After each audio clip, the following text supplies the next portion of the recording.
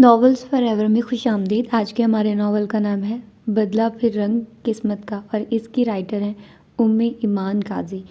یہ ایک complete novel ہے، ہوپ فلی کہ آپ لوگوں کو پسند آئے گا۔ اور آئی نو مجھے میں آپ لوگوں کو صحیح سے ناولس نہیں دے رہی، ایکچولی ایونٹس چل رہے تھے یونیورسٹی میں تو میں اس میں بزی تھی، اور پھر میں ڈفرینٹ چیزیں ٹرائی کرتی رہتی ہوں، تو میں نے وہ والی کلپس جو نیو چینل پہ میں نے بنانے تھے تو اس کے لیے مجھے اتنا ٹائم لگا، لیکن مجھے بہت مزہ آیا ان کو ایڈٹ کرتے ہوئے، تو وہ میں نے vlogs for ever per upload کیے ہیں، اور اس کا لنک میں آپ لوگوں کو نیچے دے دوں گی۔ وہاں پر میں ولاگز آپ لوگوں کو دیا کروں گی۔ ابھی یار مجھے کچھ سمجھ نہیں آ رہی، جیسے کہ میں ادھر بول رہی ہوں نا، وہاں پر مجھ سے ویسے بولا نہیں جاتا، پتہ نہیں کیا سین ہے۔ تو ابھی تھوڑا مجھے ٹائم لگے گا نارمل ہونے میں، تو جب میں تھوڑا نارمل ہو جاؤں گی تو میرے لیے ایزی ہوگا ہر ایک چیز کو مینیج کرنا۔ لیکن سٹارٹ بہت زیادہ میرے لیے ڈیفیکلٹ ہوتا ہے کسی بھی کام کو سٹارٹ کرنا، لیکن میرا خیال ہے کہ ہر کسی کے لیے ہی ہوتا ہے تقریباً، لیکن میرا تو یہ ہے کہ مجھے پھر کرنا ہی ہوتا ہے، لیکن ٹائم ٹیکنگ بہت زیادہ ہوتا ہے۔ لیکن اب میں اس فیلڈ میں آ گئی ہوں تو انشاءاللہ کچھ نہ کچھ کر ہی لوں گی، تو اب آپ لوگوں کو پورا ٹائم دوں گی، آئی سویر، قسم نہیں اٹھانی چاہیے، لیکن پھر بھی میں پوری کوشش کرنی ہے اب میں نے کہ آپ لوگوں کو گیپ نہ دوں۔ ساتھ میں جو لانگ ناول سٹارٹ کیا میری غلطی ہے، میں نے سٹارٹ کیا تو میں اس کو اب جلدی سے ختم کرنے والی ہوں، ٹھیک ہے۔ یہ ناول ریکارڈ کرنے کے بعد میں 2-3 ایپیسوڈز اس کی ریکارڈ کروں گی۔ ساتھ میں جو میں نے امر بیل ناول سٹارٹ کیا ہوا ہے وہ فار ایور بک ہیون پر ہے۔ ساتھ میں وہ جو میں نے رت ناول سٹارٹ کیا، اگر مجھے اس کی ایپیسوڈز مل جاتی ہیں نیو والی تو اس کو بھی کنٹینیو کرتے ہیں۔ ساتھ میں ایک کوئی نیا شارٹ ناول آپ لوگوں کو دیتی ہوں، تو یہ ساری چیزیں ابھی کرتے ہیں، ٹھیک ہے۔ تھوڑا میں سب کو ہاتھ وہ لگاتی ہوں، تھوڑا آپ لوگوں کو دیتی ہوں، لیکن اب گیپ نہیں آئے گا انشاءاللہ، کیونکہ میرے ایگزام چل رہے تھے، مڈز ہو رہے تھے، تو مڈز میں بہت زیادہ ٹائم گزرا۔ اس کے بعد پھر میرا پرابلم یہ ہے کہ مجھے کچھ نہ کچھ کرنا ہے نیا، تو اس کے سلسلے میں جو پچھلا ہوتا ہے وہ تھوڑا سا نگلیکٹ ہو جاتا ہے کام، لیکن اب یہ ہوا کہ میں آپ لوگوں کے لیے پراپر ٹائم نکالوں گی۔ تو آئیے جلدی سے سٹارٹ کرتے ہیں اس ناول کو بغیر کسی دیر کے۔ آج اسے بہت دیر ہو گئی تھی یونیورسٹی کے لیے، سو تیزی سے سیڑھیاں اترتا وہ گھڑی کو کلائی پر باندھتا، اپنے ہی دھیان میں تھا۔ جب تیزی سے اوپر آتی اسبا سے ٹکرایا۔ ایک تو وہ لڑکی عادت و حلیے کی بنا پر اسے ویسے ہی ناپسند تھی، اوپر سے صبح ہی صبح اسی سے ٹکراؤ اسے خاصا بد مزہ کر گیا۔ اس پر اس کا ہمیشہ والا گندا سندا حلیہ اس کا موڈ مزید خراب کر گیا تھا۔ صبح ہی صبح ایسا کون سا ضروری کام درپیش تھا کہ اپنا دیدار کرانے آ پہنچی ہو؟ اس نے بڑے کڑے لہجے میں استفسار کیا۔ آگے بھی اسبا تھی، کسی کا بھی لحاظ نہ رکھنے والی۔ تم سے جاؤ اور اپنا راستہ ناپو، مجھے بھی صبح صبح تم جیسے نکچڑے بندے کے منہ لگنے کا کوئی شوق نہیں ہے۔ اتنا اچھا موڈ ہی خراب کر دیا۔ الٹا وہ بھی یہی الفاظ کہتی اس کے پاس سے گزر کر زینا عبور کر گئی۔ اوہ شٹ، اس فضول لڑکی کی وجہ سے میں مزید لیٹ ہو گیا۔ وہ بڑبڑاتا نیچے اتر گیا۔ چچی جان، آپ جتنی پیاری اور اچھی ہیں، آپ کا بیٹا اتنا ہی بدتمیز اور جھگڑالو ہے۔ ادھر وہ چچی کو ڈھونڈتے کچن میں آ گئی، جو ناشتہ کرتے ہوئے اخبار بھی نہیں کر رہی تھی۔ اسباب، بری بات بیٹا، ایک وہ بڑا ہے، آپ سے دوسرے کسی کو پیٹھ پیچھے برا نہیں کہتے، اور میں نے کتنی دفعہ آپ کو سمجھایا کہ سب سے پہلے سلام کرتے ہیں، اور انہوں نے ہمیشہ کی طرح نرمی سے اسے ٹوکا۔ اوہ ہاں، السلام علیکم، بیٹھو ناشتہ کرو۔ انہوں نے سلام کا جواب دیتے ہوئے اس کے لیے کرسی کھسکائی۔ اصل میں چچی جان، میں جلدی میں بھی ہوں، نیچے تائی کا ہی کام کرنے جا رہی تھی۔ آپ کی خون خوار اولاد کو دیکھ کر خیال آیا کہ کافی دن سے آپ سے ملاقات نہیں ہوئی، یہاں آ کر مزیدار سا ناشتہ دیکھ کر دل کر رہا ہے کہ فی الحال تائی کے کام کو ایک طرف کر کے کیوں نہ مزیدار ناشتے کا لطف لے لیا جائے۔ چچی کے ہاتھ کے پراٹھے اسے ویسے ہی بہت پسند تھے۔ ہاں کیوں نہیں، بلال نے آج فرمائش کر کے پراٹھے بنوائے، بہت دنوں بعد اب ایک ہی کھا کر اٹھ گیا کہ امی یونیورسٹی کے لیے پوائنٹ نکل جائے گا، دیکھو تمہاری قسمت کا تھا ناشتہ۔ وہ اب اس کے لیے چائے دم کر رہی تھی۔ اسبا کو چچی کی عادات، ان کے گھر کا سکون اور ان کی شخصیت بڑی پسند تھی۔ پورے خاندان کی ان سے بیزاری اور نفرت سے قطع نظر وہ ان کے دل سے عزت کرتی تھی۔ شاید اس کی وجہ یہ بھی ہو کہ تائی اور شاہانہ چچی کے پورشن میں وہ ایک خادمہ ملازمہ سے زیادہ حیثیت اور اہمیت نہ رکھتی تھی۔ یہاں جب چچی اسے بڑے پیار سے اسبا کہتی تو اسے خیال آتا کہ اگر اس کی ماں حیات ہوتی تو شاید ایسا پیار اور ایسی نرمی ان کے لہجے میں بھی در آتی۔ وہ سارا دن اور ساری رات بھی کام اور گھر کے بکھیڑوں میں الجھی رہتی، تب بھی کسی کو کبھی خیال نہیں آتا تھا کہ اس نے کچھ کھایا بھی یا نہیں، جبکہ چچی ہر بار بڑے پیار سے کچھ نہ کچھ کھلا کر بھیجتی تھی اسے۔ جب وہ کہتی مجھے پتہ ہے کافی دیر سے کچھ نہیں کھایا ہوگا تم نے، ان کے حتمی انداز میں کہنے پر وہ حیران رہ جاتی کہ ان کو کیسے پتہ چل جاتا ہے کہ مسلسل گھر کے کام کاج میں کب اسے کچھ کھانے کا ٹائم ملا تھا۔ پتہ ہے چچی صبح کیا ہوا؟ وہ نکڑ والا حمید ہے نا، دودھ والا، دودھ کا برتن پکڑتے وقت میرا ہاتھ پکڑ لیا، بس پھر کیا تھا، سمجھو اپنی شامت کو آواز دے ڈالی۔ میں نے بھی کس کے ایک چانٹا رسید کیا اور وہ سنائی کہ سارا محلہ اکٹھا ہو گیا۔ جلدی جلدی نوالے نکلتی اسپا اب چچی کو نئی داستان سنا رہی تھی۔ کچن کا چھوٹا موٹا بکھیڑا سمیٹتی وہ چونک گئی، پھر کام ادھورا چھوڑ کر اس کے پاس آ بیٹھی۔ آپ صبح صبح کیا کرنے گئی تھی وہاں؟ نہ چاہتے ہوئے بھی ان کا لہجہ کڑوا ہو گیا۔ دودھ اور دہی لینے، اور کیا کرنے؟ صبح ناشتے میں چائے بنانے کے لیے فریج کھولا تو دودھ ختم تھا، تائی کو بتاتی تو الٹا انہوں نے مجھے ہی ڈانٹنا تھا کہ شام کو ہی یاد دلا دیتی تو لڑکے لے آتے۔ اب کہاں وہ نیند سے اٹھیں گے، ویسے بھی دہی لینے بھی کم ہی کوئی جاتا ہے، میں ہی جاتی ہوں، وہ تفصیل بتاتے بولی۔ اصفا بڑی بھابھی بیگم کو اس طرح تمہیں باہر نہیں بھیجنا چاہیے بیٹا، جوان جہان بچی ہو، پھر اتنی خوبصورت، تم خود ہی منع کر دو کہ گھر کے اندر والے سارے کام کرو گی، باہر کسی بچے کو بھیج کر کام کروا لیا کریں۔ ارے چچی کیوں فکر کرتی ہیں، دنیا میں کوئی مائی کا لال پیدا نہیں ہوا جو اسبا کو ٹیڑھی آنکھ سے بھی دیکھ جائے۔ ساری مارکیٹ تھر تھر کامتی ہے مجھے دیکھ کر، سبزی والے کی بھی پٹائی بھولے تھوڑے ہی ہیں سب۔ اس کی اپنی منطق تھی۔ چچی طویل سانس لے کر رہ گئی۔ اسما نے ایک دو اور بے سروپا ہانک کی، تائی اور چچی شاہانہ کے گھرانوں کے حال احوال مختصر بتا کر جلدی جلدی چائے پی کر یہ جا وہ جا۔ پتہ نہیں کیوں ہر بار اسبا سے ملنا اور اسے دیکھنا چچی کے اندر گہرے ملال جگا دیتا تھا۔ لگتا ہے وہ صاحب جو آپ کو چھوڑ کر گئے تھے ابھی لینے نہیں آئے، رات بھی گہری ہو گئی ہے، آپ حکم کرے تو میں چھوڑ آؤں حضور؟ وہ ہاتھ باندھ کر خوش آمدی انداز سے بولا تو بے بسی اور رہانت کے شدید احساس سے اس کی آنکھیں بھر آئی۔ ہمیشہ یہی ہوتا تھا، کوئی بھی محفل کہیں بھی ہوتی، سارے گھر والے اسے بھیجنے پر بازید ہو جاتے، اس بات سے قطع نظر کہ وہ خود کیا چاہتی ہے۔ بس پروگرام کے بعد ملنے والا سرمایہ انہیں اسے راضی کے لیے ایڑی چوٹی کا زور لگانے پر مجبور کر دیتا۔ رافع تو باقاعدہ اسے چھوڑ کر بھی آتا تھا، بس واپس لے آنا ہی یاد کسی کو نہ رہتا تھا، نہ چچا کو، نہ رافع کو، نہ چچی کو۔ پتہ تھا کہ گھر جیسی پناہ گاہ کے لیے ترستی وہ لڑکی ہر حال میں گھر پہنچ ہی جائے گی، سو بے فکر ہو کر سو رہتے۔ یاد نہیں کہ اس کی زندگی میں یہ گانا بجانا کب سے آیا۔ اپنے شعور سنبھالتے ہی اس نے والدین کی جگہ اپنے باپ کے چچا زاد کو اور اس کی بیوی بچوں کو دیکھا تھا۔ چچا کسی زمانے میں موسیقی سکھانے کا کام کرتے تھے، اچھے سارنگی نواز تھے، اپنے وقت کی ایک دو اچھی اور مشہور گلوکارائیں ان سے سیکھنے آیا کرتی تھی جب وہ چھوٹی تھی۔ بچپن سے ہی اس کی آواز کی لے اور سوز نے چچا کے ذہن میں کیا ڈالا کہ 8ویں کلاس سے ہی اس کی تربیت شروع کر دی۔ ویسے بھی چچا کی روزی روٹی کا وسیلہ اب کم ہی بن پاتا تھا کہ گزرتے وقت کے جدید تقاضوں نے پرانے لوگوں اور فنکاروں کی اہمیت کو ختم کر دیا تھا۔ تاہم چچا کے روابط ابھی تک ٹی وی اور ریڈیو کے فنکاروں اور گلوکاروں سے تھے۔ 3 سال کی مسلسل محنت اور مشق نے اس کی آواز میں کوئی جادو سا بھر ڈالا تھا۔ میٹرک کرتے ہی چچا نے اسے نجی محافل میں گانے کے لیے بھیجنا شروع کر دیا۔ پہل وہ خود بھی ساتھ ہی جاتے اور سارے معاملات اور لانے لے جانے کا مسئلہ بھی خود ہی نپٹاتے۔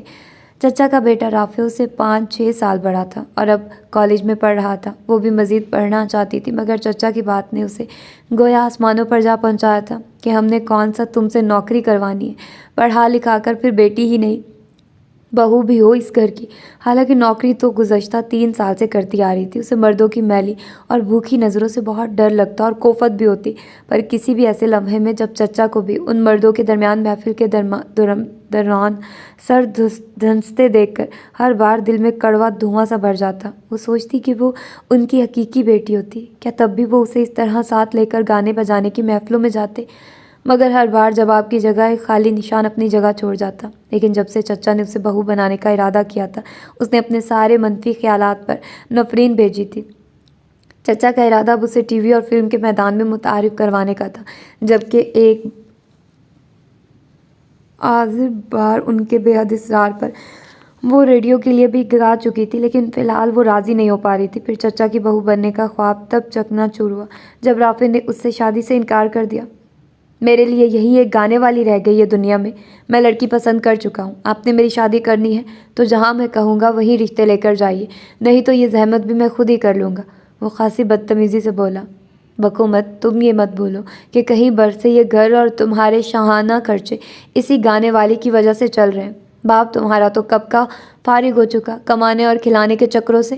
چچا اور ان کے بیچ ہونے والا مکالمہ اس نے کس اذیت بھرے احساس کے ساتھ سنا، اور بس احساس کے اندر اترنے کے بعد روح کیسی زخمی ہوئی تھی یہ وہ جانتی تھی یا اس کا خدا. تمہیں بھی بچوں کو سمجھانے کو طریقہ نہ آیا. کبھی رافع کے ابا: جوان بچہ ہے، آرام سے سمجھاؤ. دیکھو بیٹا، تم نے 3 سال BA میں لگا دیے پر پاس ہو کر نہ دیے. موٹر سائیکل تمہیں لے کر دی اور کہیں خرچے اور ہیں تمہارے. یہ عیش، اچھا کھانا پینا، یہ سب ناز کی کمائی سے ہے. ٹھنڈے دل سے سوچو تو اسی سے شادی میں تمہیں فائدہ حاصل ہے. اس کو گھر مل جائے گا اور تمہیں کمائی نہیں کرنی پڑے گی. جو باہر سے آئے گی وہ بھوکی نہیں بیٹھی رہے گی، تن کے لیے کپڑے بھی مانگے گی اور پیٹ کے لیے کھانا بھی. کہاں سے لاؤ گی؟ اور پھر تم سے مایوس ہو کر اس نے بھی کہیں تو بیاہ کرنا ہے تو نقصان اس کو تو نہیں ہمیں ہے. اب کے چچی میدان میں آئی تھی اور آئینہ لے کر گویا بیٹے کو اس میں فائدہ اور نقصان دونوں کی واضح تصاویر بھی دکھا دی تھی. باہر کھڑی ناز کا دل کیا وہ دہاڑے مار مار کر رونے لگے. رافع جہاں چاہتا ہے اس کی شادی کر دیں چچا. پتہ نہیں کس دل سے وہ اندر آئی اور نفع و نقصان کے گورکھ دھندے میں ڈوبے وہ 3 نفوس اس بات کے ڈر سے پریشان ہو گئے تھے کہ کہیں اس نے کہیں سب سن نہ لیا ہو. بس میں جو پہنچی اندر تو پھر کیا تھا. تینوں کے چہرے فک ہو گئے. قسم سے تائی، چچی شاہانہ کا بس نہیں چل رہا تھا میری گردن مروڑ کے وہیں کہیں مجھے دفن کر دے. تائی کے بالوں میں مساج کرتے وہ مزے سے ساری رودات سنا رہی تھی. مزے کی بات تو یہ ہوئی تائی کہ مہمانوں نے مجھے دیکھ کر پوچھا کہ یہ کون ہے. پہلے تو چچی شاہانہ مجھے گھور کے دیکھتی رہی، پھر جیسے کونین کی گولی چبا کر بولی: ہماری اکلوتی نند کی بیٹی ہے. یہ ماں باپ بچپن میں ایک حادثے میں وفات پا گئے. بہت چھوٹی سی تھی جب اس کے ماموں اسے لے کر آئے تھے، تب سے ہمارے پاس ہی ہے. پتہ ہے وہ خاتون کیا بولی؟ کہنے لگی: ارے تو بھانجی ہوئی آپ کی بھی. یہ تو بڑا نیکی کا کام کیا آپ لوگوں نے. بس پھر کیا تھا. چچی شاہانہ پھول کے کپا ہو گئی اور تعریف بھی یوں فخر سے وصول کی جیسے مجھے ابھی تک گود میں لے کر وہیں پال رہی ہیں. ایک بار پھر کل ہنسی کا فوارہ اس کے منہ سے پھوٹا. گویا چچی شاہانہ کی اس حالت کو ابھی تک یاد کر کے ہنس اٹھا رہی ہو. اس کو عادت ہے ہر بات پہ واہ واہ سمیٹنے کی، ورنہ کیا دنیا نہیں جانتی کہ جب تمہارے ماں باپ گزر گئے تو یہ تمہارے بڑے ماموں ہی تھے جو اتنی کوسی کو اٹھا کر لے آئے اور میری جھولی میں ڈال دیا. شاہانہ تو فوراً ہی گھبرا کے اپنے کمرے میں جا کے بند ہو گئی کہ کہیں یہ ذمہ داری بانٹنی ہی نہ پڑ جائے. گھر جو اکٹھا تھا تو مل بانٹ کے کام کرنا پڑتا تھا. اماں جی بیچاری صدا کی بیمار، وہ کہاں اتنی ننھی بچی کی ذمہ داری سنبھال سکتی تھی. حالانکہ اسبا کی صحیح ذمہ داری اس کی نانی نے ہی اٹھائی تھی. دونوں بہویں تو پاس بھی نہ گزرتی کہ چچی کا کوئی کام وہ ان سے نہ کہہ دے. جوان بیٹی اور داماد کا اس طرح اچانک دنیا چھوڑ جانا، معصوم بچی کی ذمہ داری. اماں جی کو یہی غم ہی لے ڈوبا تھا. وہ تو بیٹوں کا آسرا تھا جو برداشت کر گئی، ورنہ بہویں تو ان کی کسی کام کی نہیں تھی. بیٹے بھی صرف روپے پیسے تک ہی مدد کر پاتے. دیارے گھر میں رہ کر وہ گھریلو معاملات میں دخل اندازی نہیں کر سکتے تھے. دوسرے بچوں کی دیکھا دیکھی اسبا بھی اپنی ممانیوں کو تائی چچی اور ماموں کو تایا چچا کہہ کر بلانے لگی تھی. 5ویں کلاس میں تھی اسبا جب بڑی ماما بھی اس کا ساتھ چھوڑ کے اپنے خالقے حقیقی سے جا ملی. اسبا کی سرپرستی تو چچا تایا کر ہی رہتے، صرف روپے پیسے کی حد تک. پہلے بڑی اماں تھی تو کوئی مسئلہ نہیں تھا. ان کے بعد ایک بار پھر یہ مسئلہ اٹھ کھڑا ہوا کہ نہ تو تائی اسے اپنے گھر رکھنے کو تیار تھی، نہ چچی شاہانہ، جبکہ تایا اور چچا اپنی والدہ کی وفات کے بعد دبئی واپس جانا چاہتے تھے. وہ چاہتے تھے جانے سے پہلے اسبا کے رہنے کا مسئلہ مستقل حل کر کے جائیں. دونوں کی بیویوں کی ہٹ درمی کے باعث دونوں مرد حضرات نے طے یہ پایا کہ 15 دن اسبا تایا کے گھر تو 15 دن چچا کے گھر رہے گی. پہلے 15 دن تائی کی باری تھی. پہلے 3 دن تو انہوں نے بے حد بیزاری اور کوفت کے ساتھ گزارے. دفعتاً ان کے ذہن میں ایک زرخیز خیال آیا تھا کہ ان کی آنکھیں چمک اٹھی. اسبا جو کہ ویسے ہی ایک سلجھو خاموش اور صابر بچی تھی، اسے گھر کے چھوٹے چھوٹے کام کرانے شروع کر دیے. ویسے بھی چچی شاہانہ کی تو بیٹیاں تھیں، جبکہ ان کے بیٹے 100 کام والی 2 ملازماؤں کے ہوتے ہوئے بھی وہ اپنے باہری بھرکم وجود کے باعث اٹھا رکھنے جیسے معمولی کام کے لیے ہلکان ہوتی رہتی. اس خیال پر عمل کرنے کے ساتھ ہی انہوں نے اپنے میاں اور دیور کے سامنے کہا اسباب مستقل ان کے پاس ہی رہے گی. ویسے بھی بیٹوں کی موجودگی میں وہ بیٹے کی کمی نہایت شدت سے محسوس کرتی ہیں.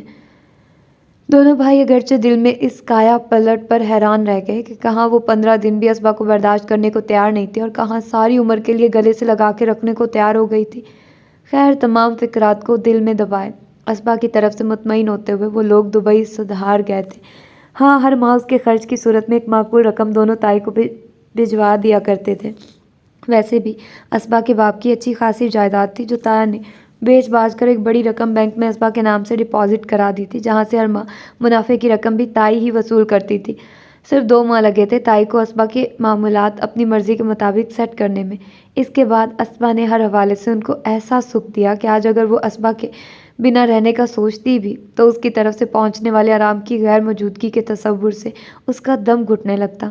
تائی تو کسی بہانے اس کی پڑھائی بھی چھڑوا دیتی اگر جو تایا آڑے نہ آتے۔ مارے باندھے ہی اسبا نے FA کیا، پھر گھر اور اس کے جھمیلوں میں ایسی الجھی کہ کیسی پڑھائی، کہاں کی پڑھائی۔ تائی کے بیٹوں نے بھی آہستہ آہستہ گھر کے کاموں سے ہاتھ کھینچ لیا تھا۔ سوائے بل جمع کروانے کے باقی گھر کا سودا سلف لانا ہوتا یا دودھ والے سے بھاؤ تاؤ، دھوبی کا حساب کتاب چکانا ہوتا یا پلمبر سے کوئی کام کروانا ہوتا، اسبا تھی نا ہر کام کے لیے حاضر، نسوانیت کے وقار اور لباس کی نزاکتوں سے بے بہرا۔ اسبا کو تائی نے کبھی بھی روایتی لڑکیوں جیسے تربیت دینے کی کوشش نہیں کی تھی، نتیجتاً وہ ویسے ہی پروان چڑھی جیسے خودرو پودا بغیر کانٹ چھانٹ کے بڑھتا ہے۔ تائی 2 گرمیوں کے اور 2 سردیوں کے سوٹ اسے دلا کر اس کی باقی ضرورتوں سے بے نیاز بن جاتی، لیکن وہ بھی تائی کی زیر پرورش بڑھنے والی اسبا تھی۔ گھر کا حساب کتاب چونکہ اس کے ذمہ تھا۔ 100 روپے پیسے کی تنگی کا احساس کبھی دامن گیر نہ ہوا۔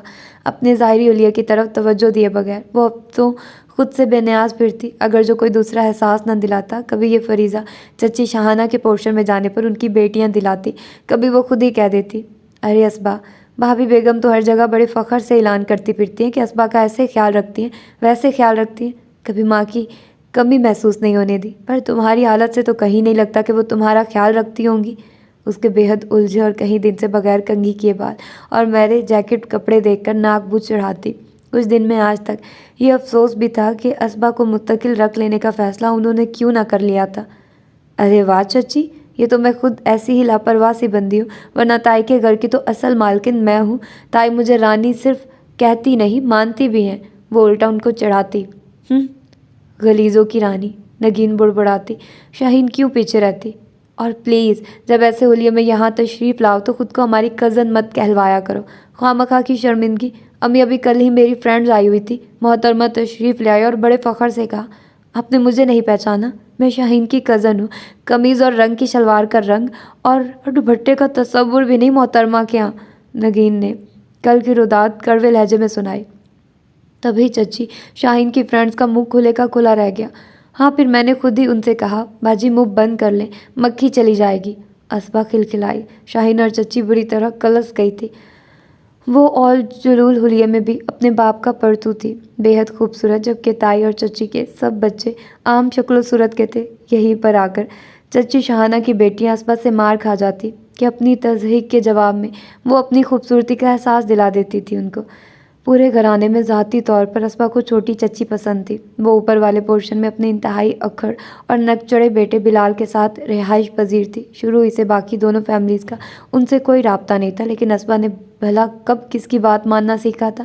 بہت پہلے ایک دن جب وہ بلا ارادہ ان کی سیڑھیاں چڑھ گئی تو چچی شاہانہ اور تائی کے کھینچے گئے نقشے سے قطع نظر بے حد مہربان خاتون سے ملاقات ہوئی، جنہوں نے گھر کی باقی خواتین کی طرح نہ تو ایک دوسرے کی ٹوہ لینے کی غرض سے تابڑ توڑ سوالات کیے، نہ پیٹھ پیچھے ایک دوسرے کی برائیوں کے انبار کھڑے کیے، بلکہ بہت پیار سے گلے لگانے کے بعد اسے بٹھا کر بہت اچھی باتیں کی تھی، ایسی باتیں جو کبھی اسبا نے نہیں سنی تھی۔ لڑکیوں کے رہن سہن، طور طریقے، چال چلن کے حوالے سے صفائی نصف ایمان ہے، پر ایسے ہی قطعی بے ضرر سے موضوعات پر دھیمے دھیمے بولتی چچی چھوٹی چھوٹی باتوں میں ہی اسبا کو کہیں سبق سکھا کے بھیجتی، جنہیں وہ دہرانے اور جن پر عمل کرنے کا عہد لیے جب نیچے آتی تو اگلے ہی دن وہ تمام اسباق اسے بھول گئے ہوتے کہ اس کی شخصیت پر تائی کی تربیت اور ماحول کے گہرے رنگ چڑھے تھے۔ 15-20 دن یا کہیں ماہ بعد ہونے والی وہ ایک خوبصورت ملاقات ان بدنما رنگوں پر اپنا خوشنما رنگ چڑھانے میں ناکام رہتی۔ اس پر تائی کو اس کا اوپر جانا قطعی ناپسند تھا۔ ए असबा, सुनते भी हो, कई बार तुम्हें मना किया है मत जाया करो ऊपर। पता नहीं कैसी और कहाँ की औरत को तुम्हारे चचा मरहूम ने ला के हमारे सरों पे बिठा दिया। ना तो तुम्हारे ताया और चचा ने उसको मुंह लगाया, ना ही अम्मा जी मरहूमा ने। वो तो भाई मरहूम के मरने के बाद अम्मा जी कभी कभार उस औरत के बेटे को बुलवा लिया करती थी। उस औरत से तो फिर भी कभी कलाम नहीं किया उन्होंने। फिर अम्मा भी के बाद उस लड़के के यहाँ आने का सिलसिला भी तमाम हुआ। अब तुम्हारे ताया जी या चचा को पता चला कि तुम उनसे मिलती हो तो मैं कहे दे रही हूँ सख्त नाराज़ होंगे वो लोग। ताई का हर बार का डरावा असबा एक कान से सुनती दूसरे कान से निकाल देती कि ताई की ज़िंदगी और घर में अपनी अहमियत से वाकिफ़ थी। वैसे ताई, एक बात है कि मुझे लगता है अम्मा जी और आप लोगों ने चचा मरहूम और चची से ताल्लुक़ तोड़कर सख्त गलती की थी। आखिर को पसंद की शादी की थी। चचा ने कोई जुर्म थोड़ी किया था जो ऐसी सख्त सज़ा दी जाती। अम्मा जी ज़िंदा होती तो मैं ज़रूर उनको अपना फ़ैसला बदलने पर मजबूर कर देती। और आपको बताऊं कि मैं अपनी पूरी ज़िंदगी में ऐसी खूबसूरत और मीठा बोलने वाली औरत नहीं देखी। मुझे लगता है चचा भी उनको देखकर ऐसे ही फ़िदा हुए होंगे। वैसे मैं हो जाती हूँ, कसम से दिल करता है वो प्यारी सूरत देखे जाऊँ और वो मीठी बोली सुने जाऊँ। वो आंखें बंद करके शुरू हो चुकी थी। परे हटो बेशरम, कैसे उस औरत के कसीदे पढ़ने बैठ गई हो जिसने अपने हुस्न का जादू चलाकर अम्मा से बेटा जुदा कर दिया। ए भाई, मरहूम से तो मेरी बहन की बात तकरीबन तय ही थी। पता नहीं कहाँ से ये डाइन मिल गई उनको कि उन्होंने शादी से इनकार ही कर डाला। फिर ना प्यार भरी डांट ने असर दिखाया, ना जायदाद से आह होने की धमकी काम आई। ताई की चच्ची की तरफ अपने ही खाते खुलते थे। लो, चच्ची ने कहा, बेटा माँ से जुदा किया ताई, आप भी कमाल करती हैं। अम्मा जी खुद ही बैर बांध के बैठ गई उनसे। इसमें भला चच्ची बेचारी का क्या कसूर। असबा भी आखिर असबा थी, जब तक अपनी बात मुकाबिल के सामने वाजे न कर देती। चुप कहाँ रहना था उसने।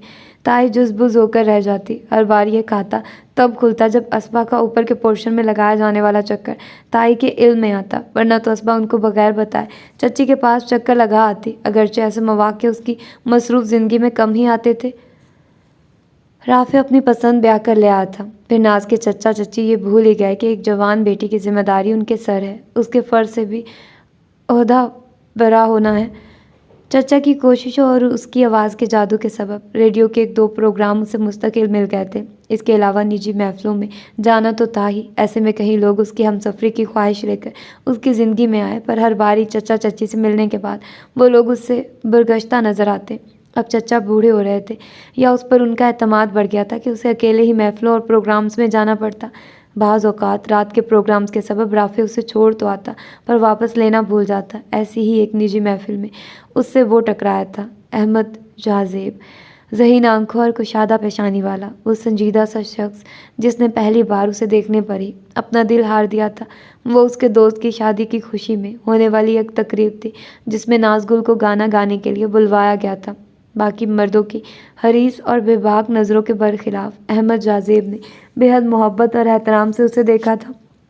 और उसी रात तकरीब के इख्तिताम पर ही जब सोहेल ने उसे घर वापस छोड़ने की जिम्मेदारी अपने ड्राइवर पर डाली थी, तो अहमद जाज़ेब ने खुद से कहकर इस खिदमत से मुस्तफ़ीद होने का कहकर सोहेल समेत सब दोस्तों को हैरान कर दिया था। वो जो दोस्तों में जाहिद खुश्क के नाम से मशहूर था और औरतों से कोसों दूर रहने वाला अहमद जाज़ेब आज एक गाने वाली को घर छोड़ने का कह रहा था, तो सब दोस्तों का हैरान होना कोई अजीब बात नहीं थी।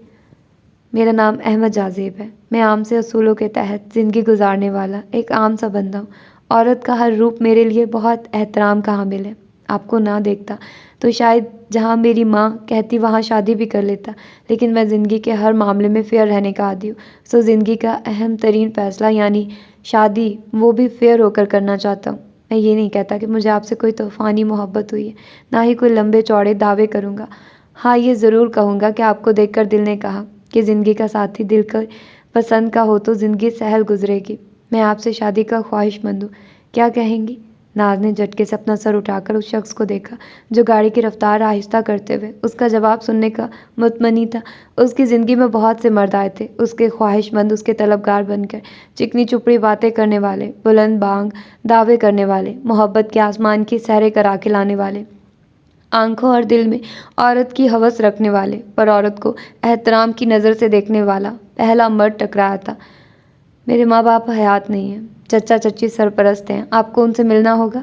नज़रों को झुकाए, हाथों को आपस में मसलते उसकी सुरीली आवाज़ ने अहमद जाज़ेब को मुस्कुराने पर मजबूर कर दिया। گویا آپ کو کوئی اعتراض نہیں ہے؟ وہ کھل کر مسکرایا۔ اس روز انہوں نے اپنا آپ ایک دوسرے کے اوپر کھول کر رکھ دیا۔ سچ پوچھیے تو مجھے عورت شمع محفل بنی بالکل بھی پسند نہیں ہے۔ عورت کی اصل جگہ اور مقام اس کا گھر اور چار دیواری ہے۔ مجھ سے رشتہ جڑنے کی صورت میں آپ کو اپنے فن کی قربانی دینی ہوگی۔ ہاں، اگر شوق ہے تو وہ آپ مجھے بھی گانے سنا کر پورا کر سکتی ہیں۔ سنجیدہ بات کہتے کہتے وہ آخر میں شوق ہو گیا۔ ناز کو بے اختیار رونا آ گیا۔ اسے لگا اس کی آزمائش اب مختصر ٹھہری تھی۔ اسے کب ایسی زندگی پسند تھی، وہ بھی ویسی ہی زندگی چاہتی تھی جیسی احمد جاذب چاہ رہا تھا۔ میں خود یہ سب پسند نہیں کرتی۔ میں بھی کسی ایسے ہی مسیحا کی نہ جانے کب سے منتظر تھی جو مجھے اس زندان سے نکال کر لے جائے۔ آپ نہیں جانتے احمد، ہر وہ پل مجھے بہت زخمی کرتا ہے جب مردوں کی محفل میں صرف میری آواز کو ہی نہیں سراہا جاتا بلکہ بے باک نظریں میرا چہرہ، میرا سراپا کھوج کھوج کر مجھے بے حال کر دیتی ہیں۔ میں چھپ جانا چاہتی ہوں عزت کی چادر کے اندر۔ میری زندگی میں بہت مرد آئے، کوئی میری آواز کا بیوپار کرنا چاہتا تھا تو کوئی دولت کی اس چڑیا کو اپنے پنجرے میں قید کرنا چاہتا تھا۔ آپ نے مجھے اس سنہری قید سے رہائی دلا دی تو میں ساری زندگی آپ کا احسان کبھی نہیں بھولوں گی۔ وہ ہاتھوں میں چہرہ چھپا کر بری طرح سے رو دی۔ احمد جاذب گنگ ہی تو رہ گیا تھا اس کی چچی اور چچا کے بے حس رویے کے متعلق جان کر، جب ناز کے اسے سب کچھ سچ بتا دیا۔ اور اگلے روز جب وہ اس کے چچا سے ملا تو ناز کی کہی ہوئی ایک ایک بات اسے سچ معلوم ہوئی تھی۔ لالچ اور غرض کی جس پٹی کو باندھ کر وہ لوگ بیٹھے تھے اس کے سائے میں صرف پیسہ تھا، دولت تھی۔ چچا نے احمد جاذب کے سامنے ڈیمانڈز کی اتنی بڑی لسٹ پیش کی کہ شریف آدمی اسے دیکھ کر غصے سے پاگل ہو جائے۔ پھر ان کا مقصد ہی یہی تھا کہ نہ تو کوئی بھی شخص ان ڈیمانڈز کو پورا کر سکے گا، نہ ناز کی شادی ہوگی۔ ہر بار ہر رشتے کو ایسے ہی ٹرکایا تھا انہوں نے، پر ناز ان کے خلاف کھڑی ہوئی تھی کہ اپنوں کی حریص اور لالچی فطرت کو اچھی طرح جان گئی تھی کہ وہ سونے کی چڑیا کو کسی صورت ہاتھ سے نکلنا نہیں دے رہے تھے۔ تو ناز بی بی کو بھی عشق عاشقی کے چکر نے گھیر ہی لیا۔ یہ بھی لحاظ نہیں ہے، برسوں پالا پوسا، کھلایا پلایا جن لوگوں نے آج ان کے سامنے کھڑی ہو گئی ہے۔ رافع کی بیوی کی زبان نے شعلے اگلے۔ آخر کو سب اسی کی کمائی پر ہی تو پل رہے تھے۔ اب ناز کا مسلسل اصرار کہ احمد جاذب کو ہاں کر دی جائے ورنہ وہ چپ نہیں رہے گی۔ ان سب کو اپنے مستقبل میں خرچے کیسے پورے ہوں گے کہ خوف میں مبتلا کر دیا۔ اس محاذ پر احمد جاذب کو مسلسل لڑنا پڑ رہا تھا کہ اس نے جب اپنے گھر میں اپنی پسند اور شادی کی بات کی تو گویا بھونچال ہی آ گیا تھا۔ اس کی بھابیاں اس کی بیوی کے طور پر اپنی اپنی بہنوں کو سوچے بیٹھی تھی۔ اس کی ماں بھی ان کی مکمل ہمنوا تھی، اور ایسے میں جب دونوں طرف کے فریقین ضد پر اڑ گئے تھے تب ان دونوں کو جا کر خفیہ طور پر نکاح کرنا پڑا تھا۔ تائی اور چچی شاہانہ میں ویسے جتنا بھی اختلاف ہوتا، خاندان کو کسی بھی تقریب میں شرکت کے لیے خوب گٹھ جوڑ کر لیتی۔ آج بھی ایسا ہی دن تھا۔ دونوں خواتین خوب بند سور کر کسی تقریب میں شرکت کے لیے گئی تھی۔ اشر ان دونوں کو چھوڑ آیا تھا۔ اس وقت اشر اور حارث بھی دونوں غائب تھے۔ اسما نے کچن کا سارا کام کر لیا تھا، اب صرف روٹیاں ڈالنی تھی جو کہ تینوں وقت کے کھانے پر سب تازہ ہی پسند کرتے تھے۔ سو کچن کو بند کر کے اس نے احتیاطاً سارے دروازے لاک کیے اور خود ہال کی پچھلی گیلری سے ہوتی ہوئی چچی کی سیڑھیوں کی طرف آ گئی۔ بہت دن ہو گئے تھے ان سے ملے۔ اوپر آنے پر منہ حلق تک کڑوا ہو گیا۔ دھوپ میں کرسی پر نیم دراز بلال کے پاؤں سامنے پڑی ٹیبل پر تھے اور سر کرسی کی بیک پر تھا، جبکہ منہ پر کتاب تھی جو اوندھی پڑی تھی۔ ٹیبل پر ٹوکری میں 3-4 مالٹے اور پلیٹ میں چھلکے پڑے تھے۔ یقیناً کچھ دیر قبل سرما کی سوغات بھی مالٹوں کا مزہ لیا تھا، جبکہ چچی غالباً گھر پر نہیں تھی، ورنہ وہ اسے سامنے ہی کسی نہ کسی کام میں مصروف نظر آ جایا کرتی تھی۔ آہٹ پر بلال نے کتاب منہ سے ہٹا کر ادکھلی آنکھ سے اسے دیکھا، پھر تیزی سے اس کے انداز نشست میں تبدیلی آئی تھی اور ماتھے پر ہمیشہ کی طرح اس کو دیکھ کہیں بلوں میں اضافہ ہو گیا۔ جی فرمائیے، بیزاری سے سوال کیا گیا، گویا اس کی آمد سخت ناپسند آئی ہو۔ تم سے ملنے نہیں آئی جو ایسے اوٹ پٹانگ سے منہ بنا رہے ہو؟ چچی کہاں ہے؟ ان سے ملنا تھا۔ اسبا سے اس کے ماتھے کی سلوٹیں برداشت نہ ہوئی تو تڑق کر بولی، لا حول ولا قوت، اللہ نہ کرے جو مجھ پر کبھی ایسا برا وقت آئے کہ مجھے تم سے ملنا پڑے۔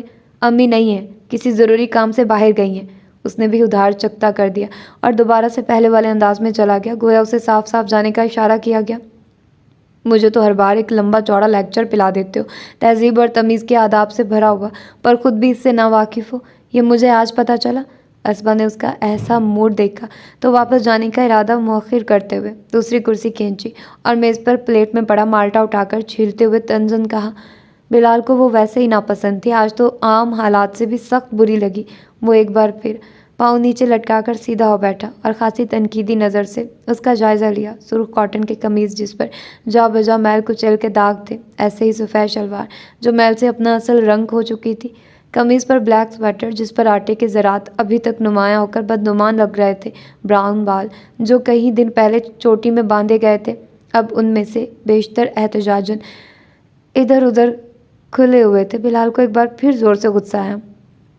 ویسے تو تم ایک جاہل اور ادب و آداب سے نہ بلد لڑکی ہو، لیکن پھر بھی بھلے کی ایک بات بتا دوں، اس سے یاد رکھو گی تو تمہارا اپنا ہی فائدہ ہوگا۔ عورت کی عزت بہت نازک ہوتی ہے اور اسی عزت کو بچا کر رکھنے کے بے شمار تقاضے ہیں، جن میں سے ایک یہ بھی ہے کہ کسی بھی غیر محرم کی موجودگی کسی بھی لڑکی کے لیے بے حد خطرناک ہو سکتی ہے۔ عورت عمر کے کسی بھی حصے میں ہو، اسے اتنا تو خیال کرنا چاہیے کہ جہاں اکیلا مرد ہو وہاں جانے سے احتراز برتنا چاہیے۔ غصہ ضبط کرتے کرتے بھی اس کا چہرہ سرخ پڑ گیا، جس کا اسبا پر چندہ اثر نہ ہوا۔ وہ ویسے اطمینان سے مالٹا کھاتی رہی۔ بلال اس کا سکون اور اپنی بات کا رائگاں جانا دیکھ کر جل ہی گیا۔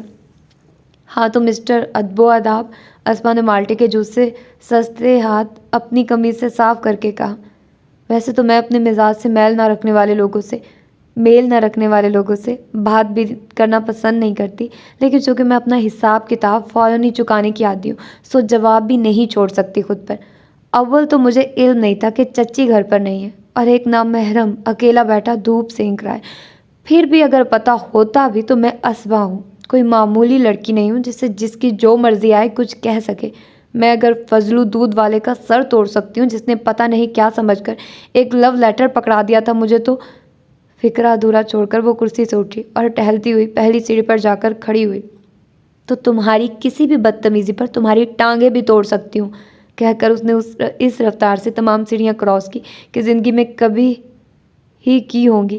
جبکہ بلال کچھ پل مٹھیاں بھینچے اپنی سانسوں کی رفتار کو نارمل کرتا رہا، پر غصہ کم نہ ہو پایا تو سامنے پڑی کرسی کو زور سے ٹھوک کر لگائے۔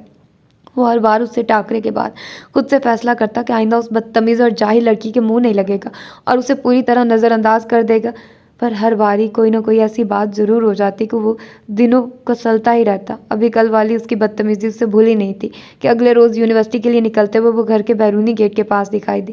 تائی کا جز وقتی ملازم 18-19 سالہ بشیر بھی ساتھ ہی تھا۔ اسبا کا حلیہ اسے ایک بار پھر اندر تک سلگا گیا۔ کل والے غلیظ کپڑوں کی بجائے آج وہ کچھ بہتر حلیے میں تھی، مگر وہ حلیہ قطعاً اس قابل نہیں تھا کہ اسے بلال اپنے خاندان کی کسی لڑکی کے لیے مناسب خیال کرتا، وہ بھی گھر سے باہر، اور وہ مانتا یا نہ مانتا بدقسمتی سے وہ اس کی رشتہ داری تھی۔ اس نے ایک بدرنگ جینس پہنی ہوئی تھی، پاؤں میں جو گرز تھے، لمبا سا ڈھیلا ڈھالا براؤن رنگ کا پر لوور پہنا ہوا تھا، گلے میں دوپٹے کے نام پر ایک اونی مفلر تھا، بال بھی خیر سے آج سلجھے ہوئے لگ رہے تھے۔ بلال بھیا آ گئے، بشیر نے خوشی سے دانت نکوستے ہوئے کہا۔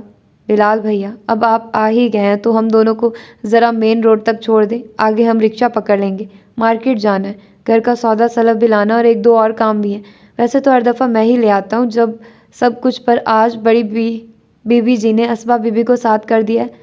بشیر نے تفصیل بتائی۔ بڑی بی بی یقیناً وہ تائی کو کہہ رہا تھا، جبکہ اسبا منتظر نظروں سے ان سے کچھ دور کھڑی انہیں دیکھ رہی تھی۔ یہ کیوں جائے گی؟ اشر اور حارث کہاں ہیں؟ وہ جائیں، اگر تمہاری بڑی بی بی کو اعتراض بھی ہے تمہاری خریداری پر، یا تمہاری اسبا بی بی نے ان کاموں میں پی ایچ ڈی کر رکھی ہے، اس نے طنزیہ کہا۔ ارے بلال بھیا، حارث بھیا اور اشر بھیا کب کرتے ہیں ایسے کام؟ اشر بھیا تو کالج کے ٹرپ کے ساتھ شہر سے باہر ہیں۔ حارث بھیا نے کہا، اسبا کو لے جاؤ، ان کو بھلا گوشت مسالوں اور سبزیوں کا کیا پتہ؟ بشیر نے مدبرانہ انداز میں بلال کو سمجھانے کی کوشش کرتے ہوئے کہا۔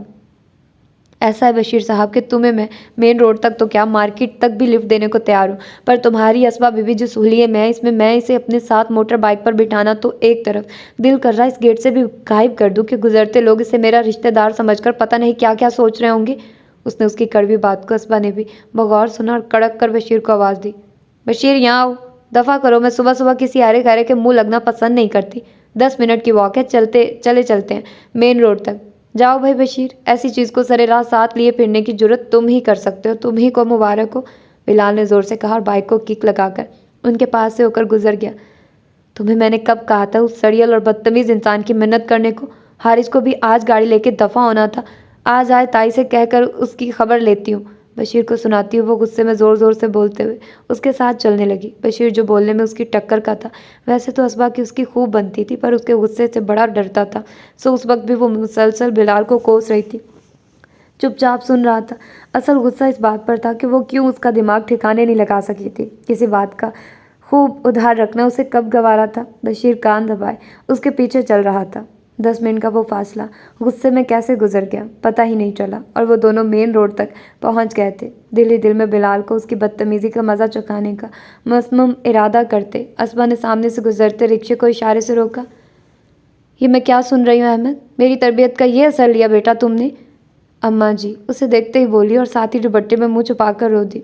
वो जो सारा दिन की बेहद ख्वारी के बाद थोड़े से आराम की ख्वाहिश लेकर घर आए थे चौंक गए। ताहम उन्होंने कुछ कहा नहीं कि वो क्यों ऐसा कह रही हैं, बल्कि सवालिया नज़रों से उनकी जानिब देखने लगे। फिर यकीन क्यास यही किया था कि वो जो कुछ दिनों से अपनी पसंद की लड़की के साथ शादी पर बाजिद थे, तो अम्मा जी उसी हवाले से बात कर रही होंगी। मुझे कम से कम अपनी औलाद से ऐसे घटिया इकदाम की उम्मीद नहीं थी कि किसी की लड़की को घर से ही भगा के ले जाए। वो तो शुक्र हुआ कि तुम्हारे अब्बा ये दिन देखने से पहले गुजर गए। मुझ पर ही मेरे मालिक ने सारी आजमाइशें उतारनी थी। कैसे करूँगी इस दुनिया के सवालों का सामना? हाय मैं मर क्यों नहीं गई? अम्मा जी बाहर अपने मखसूस तख्त पर बड़ा जमान थे और खासा ज़ोर ज़ोर से बोल रही थी। तभी दोनों भाभियाँ भी बगैर टिकट का ये मुफ्त ड्रामा देखने आ पहुँची थी। कुछ वो दोनों अहमद जाज़ेब पर नाराज़ भी थी कि उन दोनों की बहनों पर अहमद जाज़ेब ने एक गैर औरत को तरजीह दी थी, जिसको वो देखे बगैर ही एक हसद और नफ़रत सी महसूस करने लगी थी। अम्मा जी ना तो आप लोग इस रिश्ता से राज़ी थे, ना ही नाज के घर वाले, तो मजबूरन कोई कदम तो उठाना था हमें। और मैं नाज को भगा के नहीं लाया, वो अपनी रज़ा से मेरे साथ आई है। हमारा निकाह हुआ है जिसका हक़ हमें हमारा मज़हब भी देता है। वो बहुत रसान से बोले। वाह मियाँ, ये खूब कही तुमने। अपने मतलब के लिए मज़हब याद आ जाता है सबको। मज़हब तो माशरे और रस्म व रवाज को भी अहमियत देता है, और सबसे पहले तो माँ बाप की नाफरमानी से रोकता है मज़हब। वो तुम दोनों को नहीं याद आया? अरे जिस लड़की ने माँ बाप की इज़्ज़त का ख्याल नहीं किया, तुम्हारी क्या इज़्ज़त रखेगी? आज तुम्हारे साथ भागी है, कल किसी और के लिए तुम्हें छोड़ के भाग जाएगी। अहमद जाज़ेब का चेहरा अम्मा जी की ऐसी बात पर बेहद सुर्ख पड़ गया। अम्मा जी वो लोग नाज के हकीकी वालिदैन नहीं हैं, खासे खुदगर्ज और लालची लोग हैं जो कभी भी नाज की शादी नहीं करना चाहते, बल्कि सारी ज़िंदगी उसकी कमाई पर ऐश करना चाहते। वो माँ को समझाते हुए बोले। इतने रो रहे थे दोनों के, इतनी सी बच्ची को पाल पोस कर बड़ा किया, आज उसका ये एहसान उतारा उस लड़की ने। बड़ी भाभी ने तनपुर से कहा तो अहमद जाज़ेब चौंक गए। मैं तो ऐसी औरत को कभी अपनी बहू का दर्जा नहीं दूंगी जिसने पता नहीं कैसा जादू चलाकर मेरा बेटा छीन लिया मुझसे, और तो और अपने माँ बाप के सरों में खाक डाल के घर से भाग कर शादी की। हराफा ने अम्मा जी ने उस पर बस नहीं की थी। उस रोज़ अहमद जाज़ेब को बहुत सुनाई थी और बताया था कि नाज के वालिदैन रोते हुए उनके पास आए थे कि अपने बेटे को समझाइए। नाज अभी तक उनके एक करीबी दोस्त के घर थी। अम्मा जी किसी दोस्त सूरत उसे घर में बर्दाश्त करने को तैयार नहीं थी। मजबूरन अहमद जाज़ेब को ऊपर वाला पोर्शन किराएदारों से खाली कराना पड़ा था। अब्बा जी अपनी ज़िंदगी में ही 2 मंजिला ये घर बनवा कर गए थे। नीचे वाले 2 पोर्शंस में बड़े भाइयों की फैमिली आबाद थी। अम्मा जी उनके साथ ही रहती थी, जबकि नीचे के बड़े भाई वाले पोर्शन में एक कमरा अहमद जाज़ेब के ज़ेरे इस्तेमाल में था। ऊपर वाला पोर्शन अहमद की शादी के बाद अहमद को दिया जाना था। ये बात पहले दिन से तय थी। उसमें किराएदार रिहाइश पजीर थे। अहमद ने पहली फुर्सत में घर को खाली करा लिया था और नाज को वहीं लेकर आया था। ऊपर शिफ्ट होने से पहले वो उसे अम्मा जी के पास लाया था। उन्होंने उन दोनों को देखकर मुंह फेर लिया था।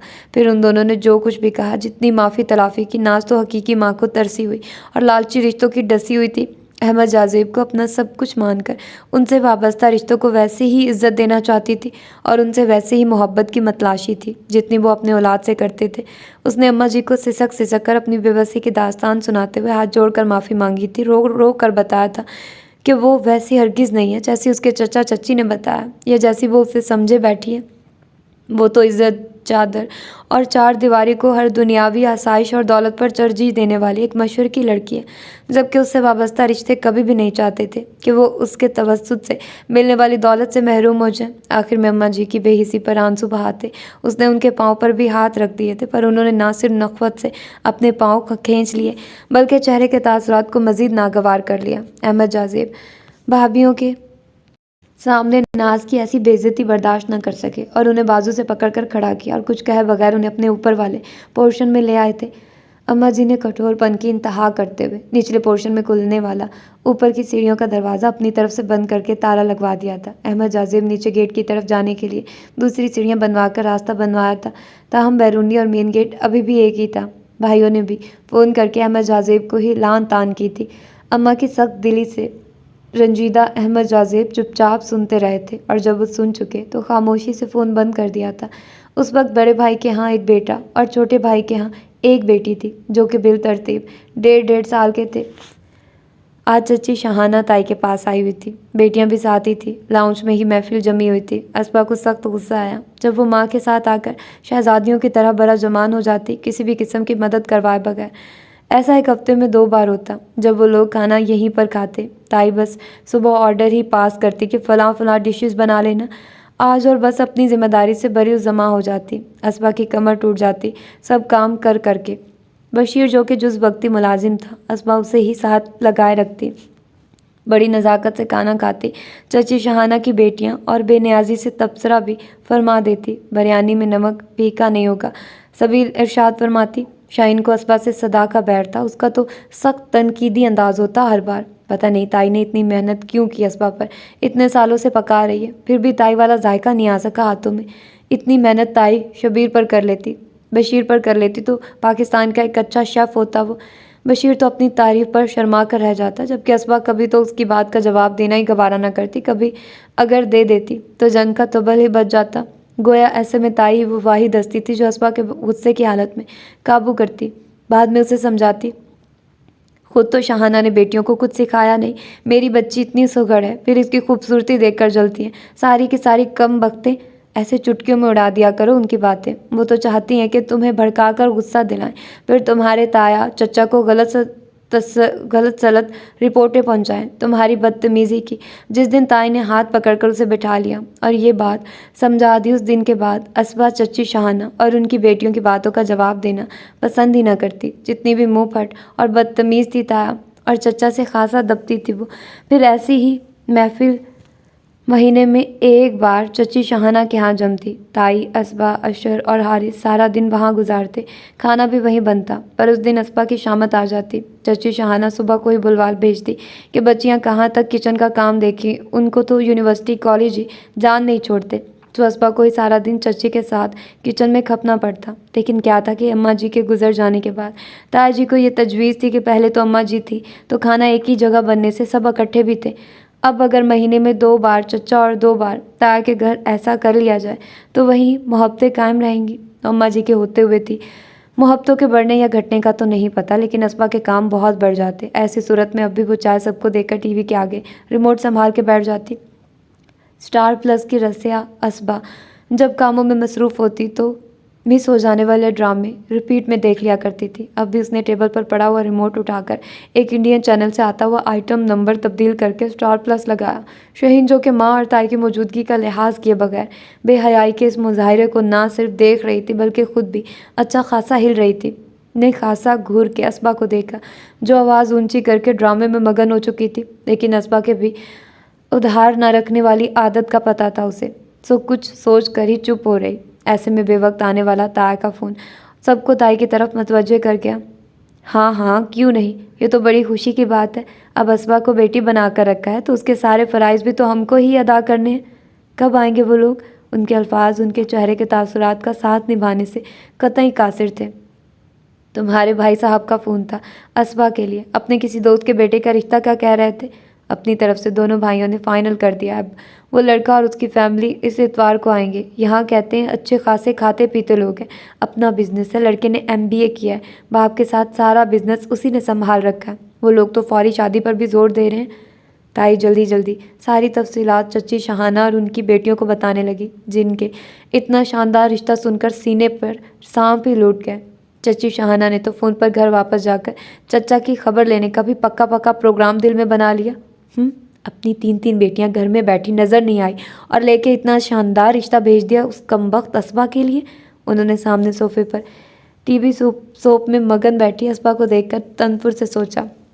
चची की बेटियां अलग से कीनतोज़ नज़रों से असबा को देख रही थी। इस खबर का सुनना था कि ताई भी गुमसुम हुई। چچی شہانہ بھی بیٹیوں کے ہمراہ طبیعت کی خرابی کا بہانہ بنا کر اٹھ کھڑی ہوئی۔ بہن اور بہنوئی کی اندھوناک موت کے بعد احمد جاذب ایک بار پھر اماں جی کے پاس آئے تھے۔ ان کا بیٹا اس وقت 3 سال کا تھا، جبکہ بڑے بھائی کے گھر بھی ایک اور بیٹے اور چھوٹے کے ہاں 2 مزید بیٹیوں کا اضافہ ہوا تھا۔ معجزانہ طور پر حادثے میں زندہ بچ جانے والی بچی جو کہ 5 سال کی تھی کو دیکھ کر ان کا کلیجہ دکھ سے پھٹ گیا تھا۔ ان کی بہن سب بھائیوں سے چھوٹی اور لاڈلی تھی۔ اسے اماں جی نے اپنے رشتہ داروں میں ہی بہت تھا۔ خوش قسمتی سے اس کے سسرال والے بہت اچھے تھے۔ وہ بہت خوش تھی۔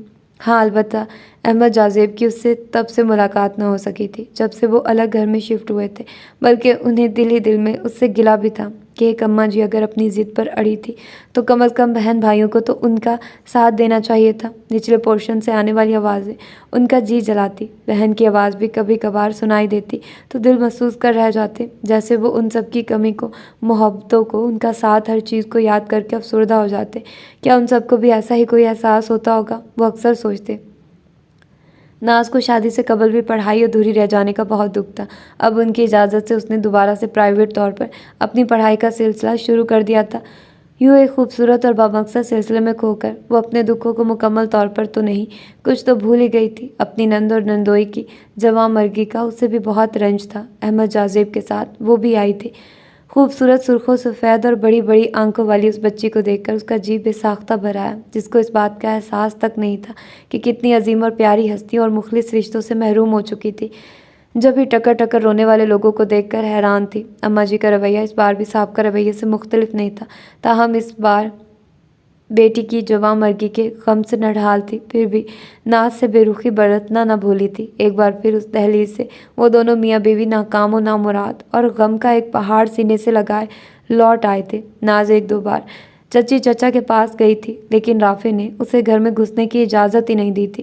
2 دفعہ کے بعد ہی تیسری دفعہ احمد جاذب کے ناز کے منع کر دیا تھا کہ وہ لالچی لوگ اسے باخوشی گھر آنے دیتے تو اس کو کوئی اعتراض نہ ہوتا، لیکن اب اس کی بار بار تذلیل ہو یہ وہ برداشت نہیں کر سکتا، سو ناز کے اس دفعہ کے بعد پھر پلٹ کر نہیں دیکھا تھا۔ لوگ تو بہت اچھے ہیں، لڑکا بھی ہمیں بے حد پسند آیا، لیکن تائی اب کے کچھ رک گئی تو دوسری طرف فون سنتے تایا کھٹک گئے۔ آگے بولو لیکن کیا؟ وہ قدرے پریشانی سے بولے کہ وہ اپنے آپ کو اسپا کا بڑا سمجھتے تھے، اپنی طرف سے اپنے دوست کو ہاں کر چکے تھے، اب تائی کی ادھوری بات پر پریشان ہو گئے تھے۔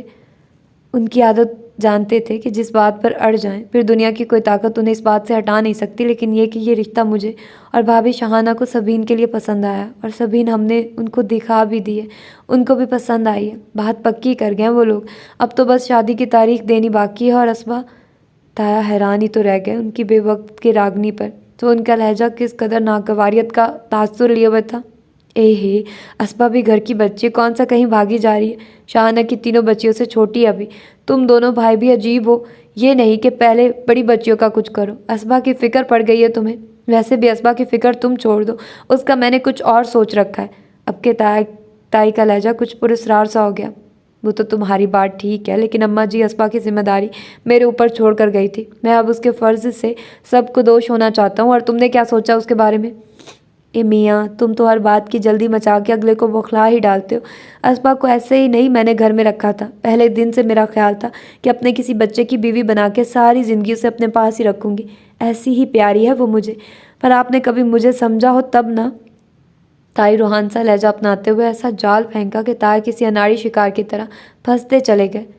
ارے واہ بیگم، میں کچھ سوچ بھی نہیں سکتا تھا کہ تمہاری سوچ اتنی عظیم بھی ہو سکتی ہے۔ میری مرحوم بہن کی بیٹی میری بہو بنے، اس سے بڑھ کر میرے لیے خوشی کی بات کیا ہوگی؟ لیکن تم نے پہلے کبھی اپنی اس سوچ کا ذکر بھی تو نہیں کیا۔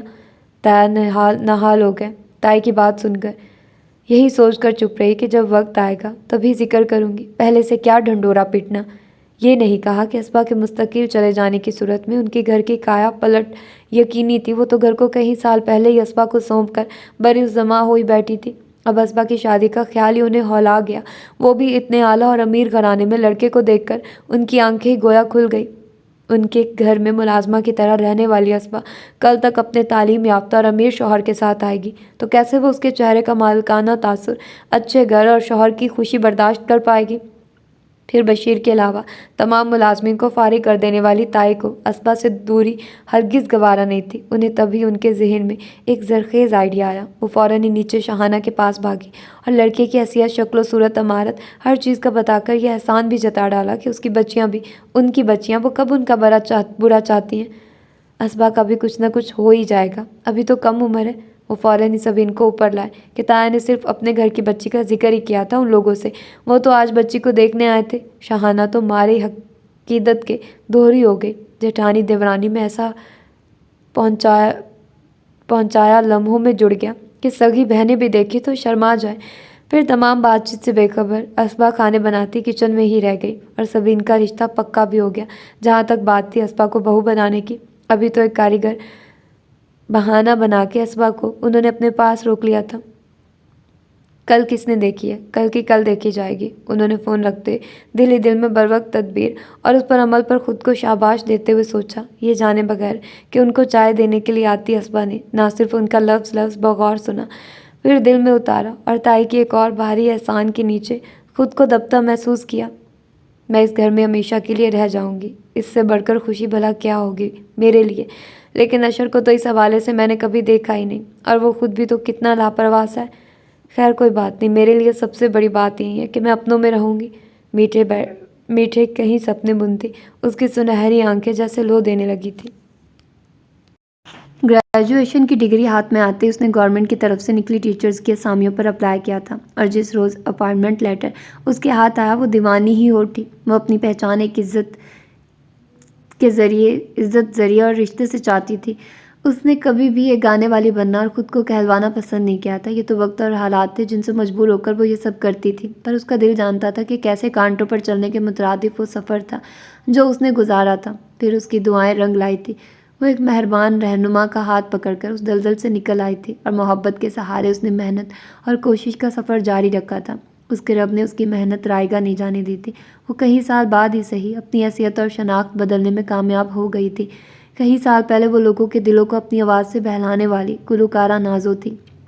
آج کئی سال بعد دلوں میں آگاہی اور علم کا نور روشن کرنے والی مسز ناز احمد تھی۔ پر وہ پگلی یہ بھول گئی تھی کہ انسان ایک گناہ کرنے کے 1000 نیکیاں بھی کرے تب بھی اس کا ایک گناہ سب نیکیوں پر یاد رکھا جاتا ہے۔ کون یاد رکھتا ہے انسان، اور 1000 گناہ کرنے کے بعد انسان صرف ایک نیکی کا ارادہ ہی کرے تو نیکی لکھی جاتی ہے۔ کس کے حکم سے؟ رحمان کے حکم سے۔ اس کی اس کوشش اور جدوجہد سے وہ خود اور احمد جاذب بھی خوش تھے، ان کو ہی فخر تھا۔ اماں جی اور احمد جاذب کے خاندان نے اسے ہمیشہ ایک گانے والی کے نام سے ہی پکارا تھا، اور اس کی یہی شناخت ہی یاد رکھی تھی۔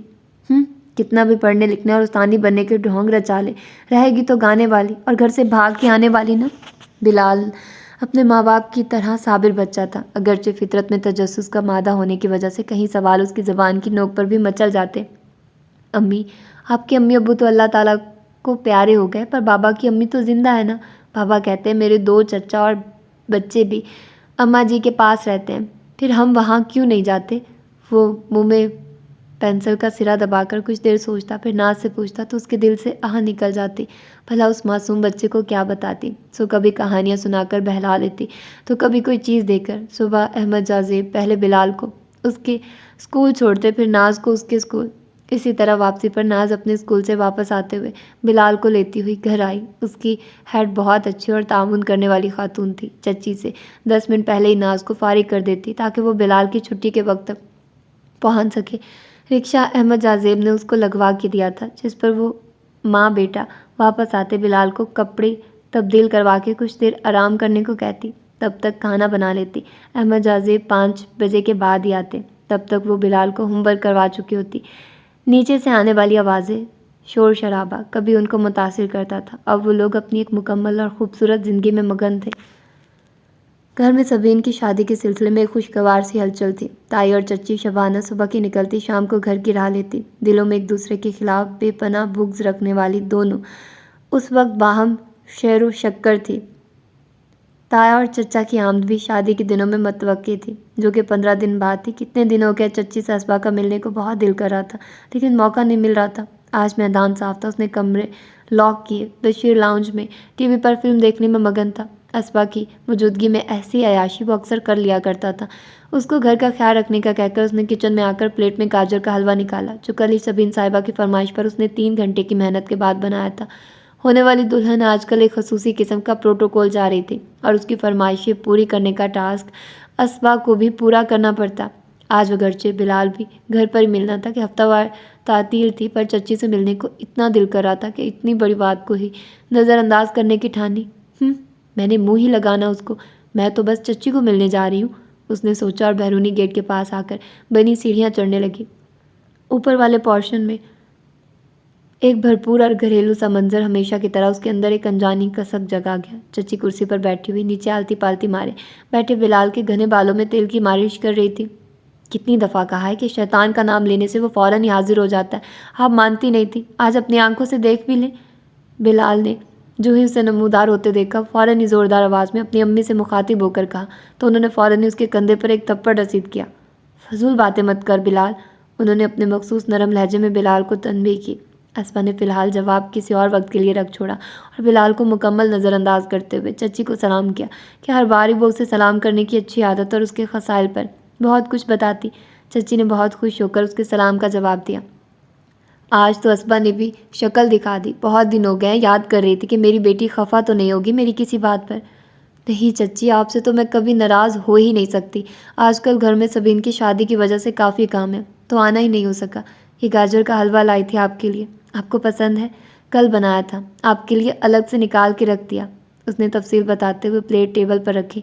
بلال ان سے تھوڑی دور پڑی چارپائی پر جا کر لیٹ گیا۔ سبین کی شادی ہے، ماشاءاللہ، اللہ نصیب اچھا کرے، بہت چھوٹی سی تھی جب دیکھا تھا، ابھی کل کی ہی تو بات لگتی ہے، پھر بچیوں کو بڑا ہوتے دیر ہی کہاں لگتی ہے، چچی کچھ کھوئے کھوئے سے لہجے میں بولی۔ اسبا نے ایک چور نظر سامنے چارپائی پر لیٹے بلال پر ڈالی، جس نے اپنے سینے پر موبائل رکھا ہوا تھا، کانوں میں ہینڈز فری لگایا، اس کے پاؤں مسلسل حرکت میں تھے۔ اس نے اپنی کرسی چچی کے پاس کھسکائی اور گلنار ہوتے چہرے کے ساتھ آہستہ آہستہ چچی کو تائی کی ہونے والی ساری گفتگو سنا دی۔ چچی نے بغور اس کی گفتگو سنتے ہوئے اس کا گل رنگ چہرہ دیکھا، جتنا بھی بے نیاز بنتی، اپنی ذات اور حلیے سے لاپرواہ رہتی، پر تھی تو وہ بھی ایک لڑکی ہی نا، جس کی فطرت میں ایک گھر کی خواہش قدرت کی طرف سے ودیعت کر دی جاتی ہے۔ تاہم چچی دل ہی دل میں ضرور الجھن کا شکار ہو گئی۔ تائی کی فطرت سے وہ تب سے آگاہ تھی جتنی اسبا کی عمر تھی۔ پھر بلال نے ڈھکے چھپے لفظوں میں انہیں 1-2 بار بتایا تھا کہ تائی کے دونوں بیٹوں کی شہرت یونیورسٹی میں کچھ اچھی نہیں ہے۔ اچھا بیٹا، اللہ کرے ایسا ہی ہو جیسے تم کہہ رہی ہو، اللہ تم سمیت ہر بیٹی کا نصیب اچھا کرے، انہوں نے اسبا کے سر پر ہاتھ رکھ کر دعا دی۔ اچھا ذرا یہاں آ کے بیٹھو، تمہارے بالوں میں تیل لگا دوں، کیسے ناس مارا ہوا ہے خوبصورت بالوں کا، انہوں نے بالکل اچانک اس کا ہاتھ پکڑ کر بالکل بلال کے سے انداز میں اسے نیچے بٹھایا اور نیچے رکھی تیل کی بوتل اٹھا کر اس کا ڈھکن کھولتے ہوئے بولی، تم میری بہت اچھی بیٹی ہو، میری بات مانو گی؟ یہی سوچ کر ہر اچھی بات تمہاری گرہ سے باندھنے کی کوشش کرتی ہوں، زندگی کے مشکل سفر میں گرہ سے بندھی ان چھوٹی چھوٹی اور اچھی باتوں کی بہت ضرورت پڑتی ہے۔ پتہ ہے اسبا، تم میں اور مجھ میں، ہمارے حالات میں اور زندگی میں سب کچھ مختلف ہے، لیکن ایک چیز مشترک بھی ہے، وہ ہے ماں کی کمی۔ میری بھی ماں نہیں تھی۔ زندگی کو اچھے طریقے سے گزارنے کے ساتھ اس کے سارے گن ایک ماں بیٹی کو دیتی ہے۔ جس کی ماں نہ ہو پھر وقت اسے سب کچھ سکھا دیتا ہے، زندگی گزارنا بھی، زندگی کو برتنا بھی۔ ماں تو لہجے میں حلاوت، دل میں پیار سمو کر دھیرے سے سب کچھ سکھاتی ہے، وقت ٹھوکر لگا کر، سبق سکھا کر زندگی کے گر بتاتا ہے۔ اس ٹھوکر سے بہت تکلیف ہوتی ہے، بہت سے رشتوں کے پول کھلتے ہیں، آنکھوں پر پڑے خوشنما پردے رنگ بدل کر اپنی بدنمائی واضح کرتے ہیں۔ تمہیں دیکھ کر مجھ کئی سال پہلے والی ناز کی جھلک نظر آتی ہے، اس ناز کو بھی وقت نے ٹھوکر لگا کر کہیں سبق پڑھائے تھے۔ ان ٹھوکروں کے لگے زخم بھلے نظر نہ آتے ہوں، پر ٹھیسیں آج بھی ویسی ہی اٹھتی ہیں جیسے پہلے دن اٹھی تھی۔ اچھی بات کہیں سے بھی ملے، اسے اپنا لو، یہ دیکھے بغیر کہ بتانے والا گناہ گار ہے یا دیندار۔ اس کے بالوں میں انہوں نے اپنے نرم ہاتھوں کی گرماہٹ اور سکون ہی نہیں اتارا، بہت کچھ اور بھی منتقل کیا تھا۔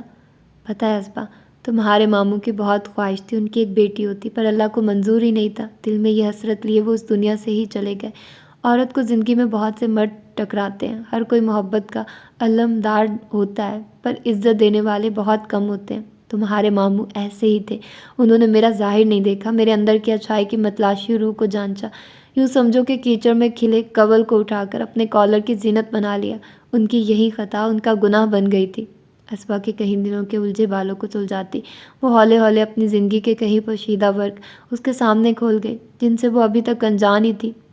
لڑکیوں کو ہر قدم پھونک پھونک کر اٹھانے کی ضرورت ہوتی ہے، ورنہ انجانے میں رکھا گیا ایک قدم بھی زمانہ نہ خود بھولتا ہے، نہ اس کو اور اس کی آنے والی نسلوں کو بھولنے دیتا ہے۔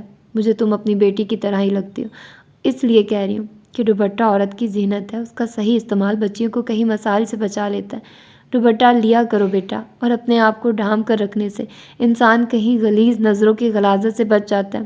اور سچ کہوں تو مجھے تمہارا باہر جانا بھی پسند نہیں ہے۔ سبزی کے ٹھیلے پر بہاؤ تاؤ اسبا کرتی ہے، دودھ والے سے مغز ماری اسبا کرتی ہے، دھوبی کو حساب کتاب اسبا دیتی ہے۔ تم بہت اچھی ہو، پر یہ دنیا اچھے لوگوں کے دام سب سے پہلے لگاتی ہے۔ بھابھی بیگم کو آہستہ آہستہ ہی صحیح احساس دلاؤ کہ باہر کے کام اشر یا حارث کے ذمہ لگائیں، اور نہیں تو وہ ملازم لڑکا بشیر تو ہے نا بیٹا۔ میری باتوں کو ٹھنڈے دل سے سوچنا، اور کوئی بھی بات بری لگی ہو تو ایک ماں سمجھ کر درگزر کر دینا۔ چچی نے کہا تو پتہ نہیں اس پل اسبا کو کیا ہوا کہ وہ ہاتھوں میں منہ چھپا کر رو دی۔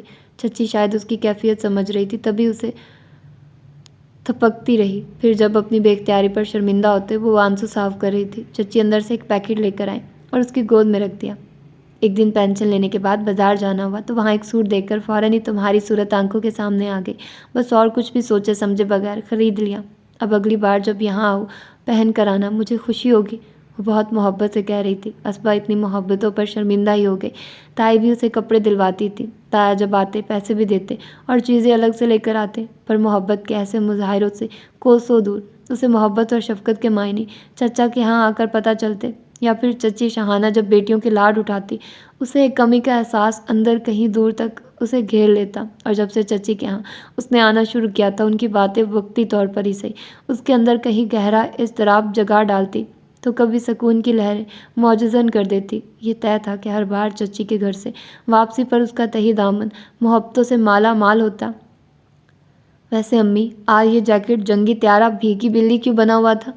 بلال جو کہ نہ جانے کب آنکھ لگ جانے کے سبب سو گیا تھا، اب جاگا تھا۔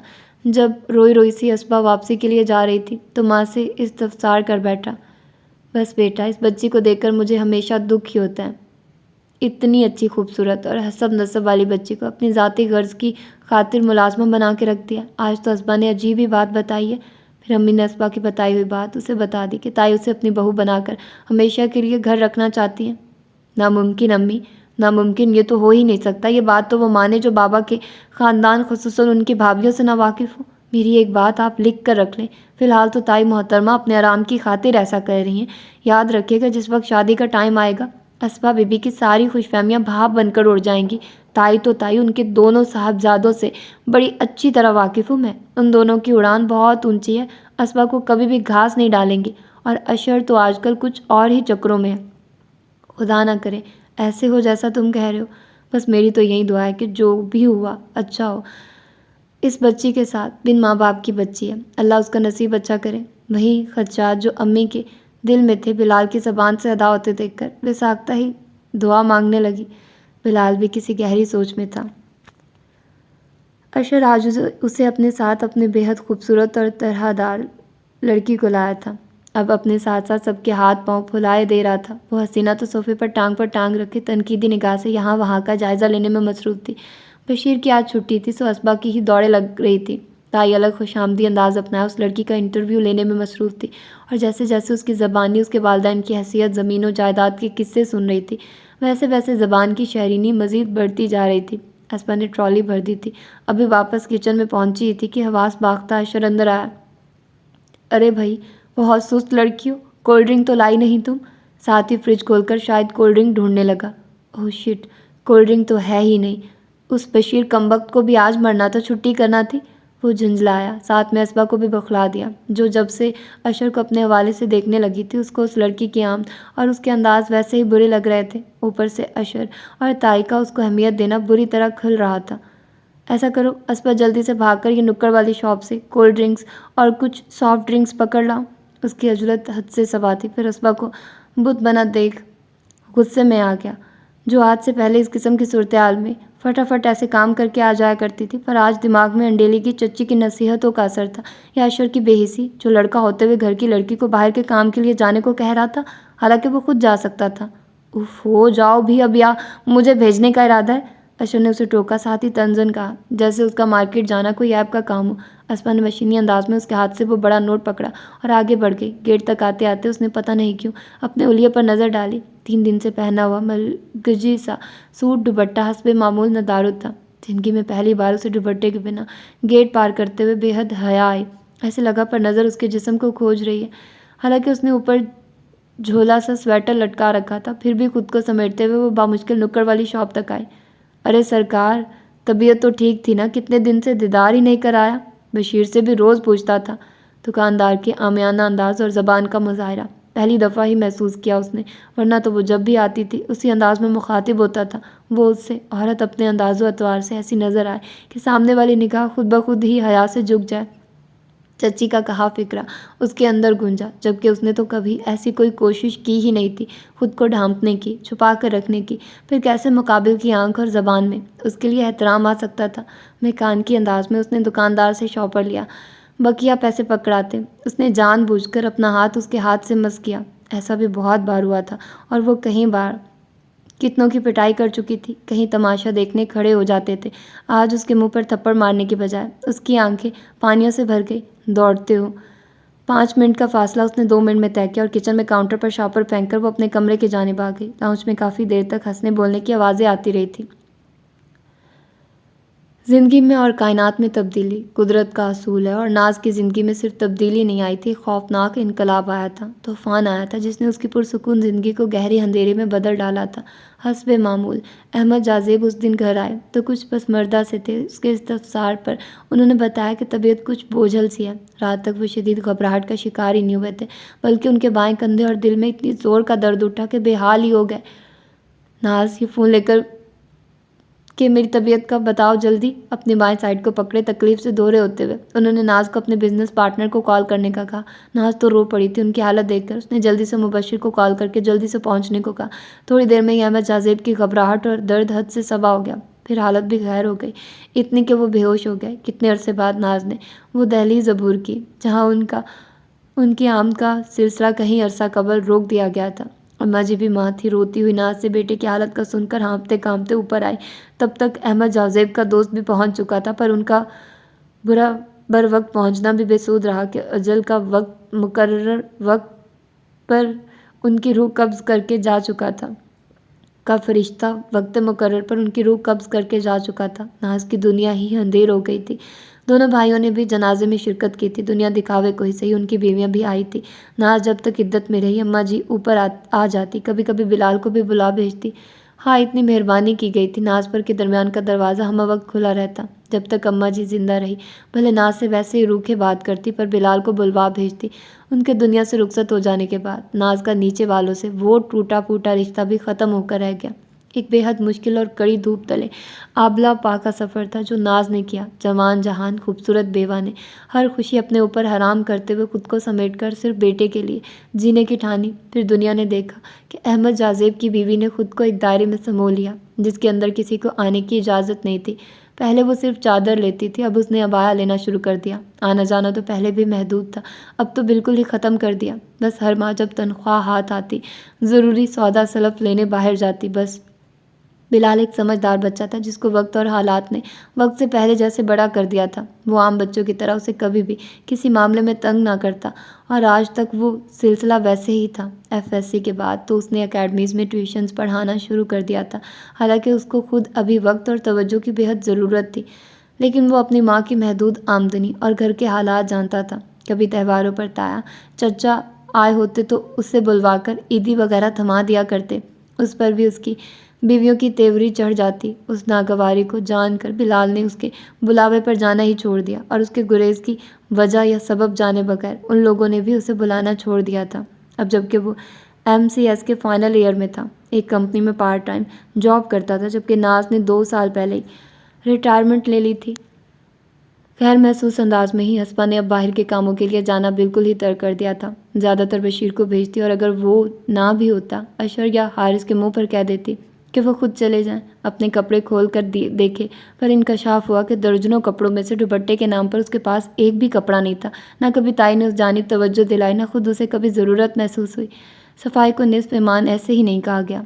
گھر ہو، کپڑے ہوں یا جسم ہو، ہر چیز میں صفائی ضروری ہے، اور سب سے بڑھ کر ضروری ہے اندر کی صفائی، روح کی صفائی، جو ہماری ایمان کو مکمل کرتی ہے۔ چچی کے اکثر و بیشتر کہے گئے فکرات آج کل وقت بے وقت یاد آتے اور اس کی ظاہری و باطنی حالت میں بتدریج تبدیلی لا رہے تھے۔ تائی نے کبھی اس سے نہیں کہا تھا کہ وہ کپڑے تبدیل کر لے، بال بنا لے، اور نماز پڑھنے تک کا تائی کے گھر کوئی تصور نہیں تھا۔ اماں جی جب تک تھی تمام سے نماز ادا کرتی، جبکہ چچی کے گھر وہ ان کو کبھی نماز ادا کرتے دیکھتی تو کبھی ملال نہیں جاگا کہ وہ مسلمان لڑکی، اسے بھی نماز پڑھنی چاہیے۔ اسما، نماز پڑھا کرو بیٹا، یہ فرض ہے ہم پر، سکون دیتی ہے اور بہت سی بری باتوں سے بچا لیتی ہے۔ دھیرے سے اسے کہہ کر وہ جا نماز پیٹ لیتی۔ اسما انسنی کر جاتی، یہ سوچ کر کہ ابھی کون سا اس کی عمر ہے نماز پڑھنے کی، اس کی فرضیت اور اصل روح کو سمجھے بغیر۔ وہ جو اپنے آپ کو سمجھنے اور پرکھنے کے عمل سے گزر رہی تھی، اسے پتہ نہیں تھا کہ گھر میں دوسری جانب کیا کھچڑی پک رہی ہے۔ قسم سے اماں، وارے نیارے ہو جائیں گے ہمارے تو۔ علیشا کا باپ مجھے امریکہ بھیجنے اور اسپانسر کرنے کو تیار ہے، کلوتی بیٹی ہے، اور اپنے ماں باپ کی ڈیفینس میں 2 بنگلے اسی کے نام ہے۔ یہ تو میری قسمت اچھی تھی کہ اس کی نظر کرم مجھ پر ہی ہو گئی۔ اب جلدی سے ابو سے مشورہ کر کے کل ہی رشتے کے لیے چلی جائیے، اس نے اپنے مما پاپا کو منا لیا ہے۔ اشر خوشی اور جوش سے تائی کے گھٹنے سے لگا بیٹھا، ساری تفصیل بتا رہا تھا۔ واہ بھائی، تمہاری تو لاٹری لگ گئی سمجھو، اور ہاں، امریکہ جا کے مجھے بھول مت جانا، پہلے مجھے بلوانا ہے تم نے۔ حارث کے اس کا کندھا ہلا کر اپنی طرف متوجہ کیا۔ ہاں کیوں نہیں، تمہیں نہیں بلائے گا تو پھر کس کو بلانا ہے؟ پہلے تم مجھے لے چل، پھر میں ایک دفعہ ہوا ہوں، پھر تمہارے باپ سے بھی بات کر لیں گے۔ ان کو ابھی بتا دیا تو ان کے پیٹ میں کب رکتی ہے بات؟ بھائی کو بتائے بغیر تمہارے چچا نے بات بیوی کو بتائی نہیں، سمجھو پھیلی نہیں، اور میں ابھی بات کا بتنگڑ نہیں چاہتی۔ ویسے بھی تمہاری چچی اشاروں کنایوں میں مجھ سے اپنی شاہین کے لیے بھی بات کر چکی ہے۔ بھائی کے نیا تو پار لگ گئی، میرے لیے مت کہہ دینا کسی کو اماں۔ میں نے بھائی کے نقشے قدم پر چلتے ہوئے کسی اونچی اسامی کو پھنسا کے اپنا فیوچر بنانا ہے؟ چھوٹے کے آدرش بہت اونچے اور واضح تھے۔ چل ہٹ، پہلے ایک کا تو کچھ کرنے دے۔ کافی دیر مستقبل کے سنہرے خواب دیکھتی اور اپنے بیٹوں کو دکھاتی۔ تائی اپنی کئی دن پہلے کی کہی گئی بات بھول گئی تھی، جس کو کسی نے سن کر دل میں ہی گہری جگہ پر چھپا کر رکھ دیا تھا، اور دل کی گہری باتیں بہت مشکل سے ہی نکل پاتی ہیں۔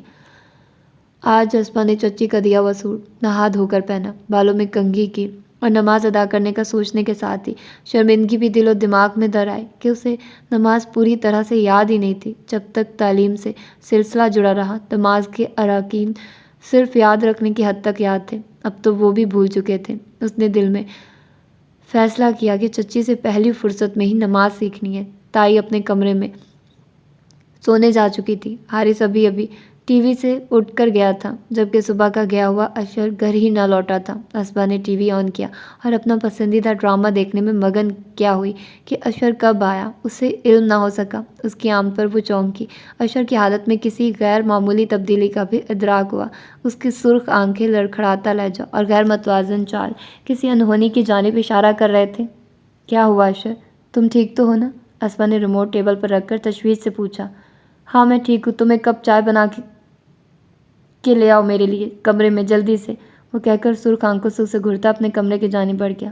اسما حیرانی سے اس کے رویے کا سوچتی کچن کی جانب بڑھ گئی۔ دن کا اہتمام سے پہنا گیا دوپٹہ صوفے پر اپنی ناقدری پر روتا رہ گیا۔ پرانی عادتیں اتنی جلدی کب بھولتی ہیں؟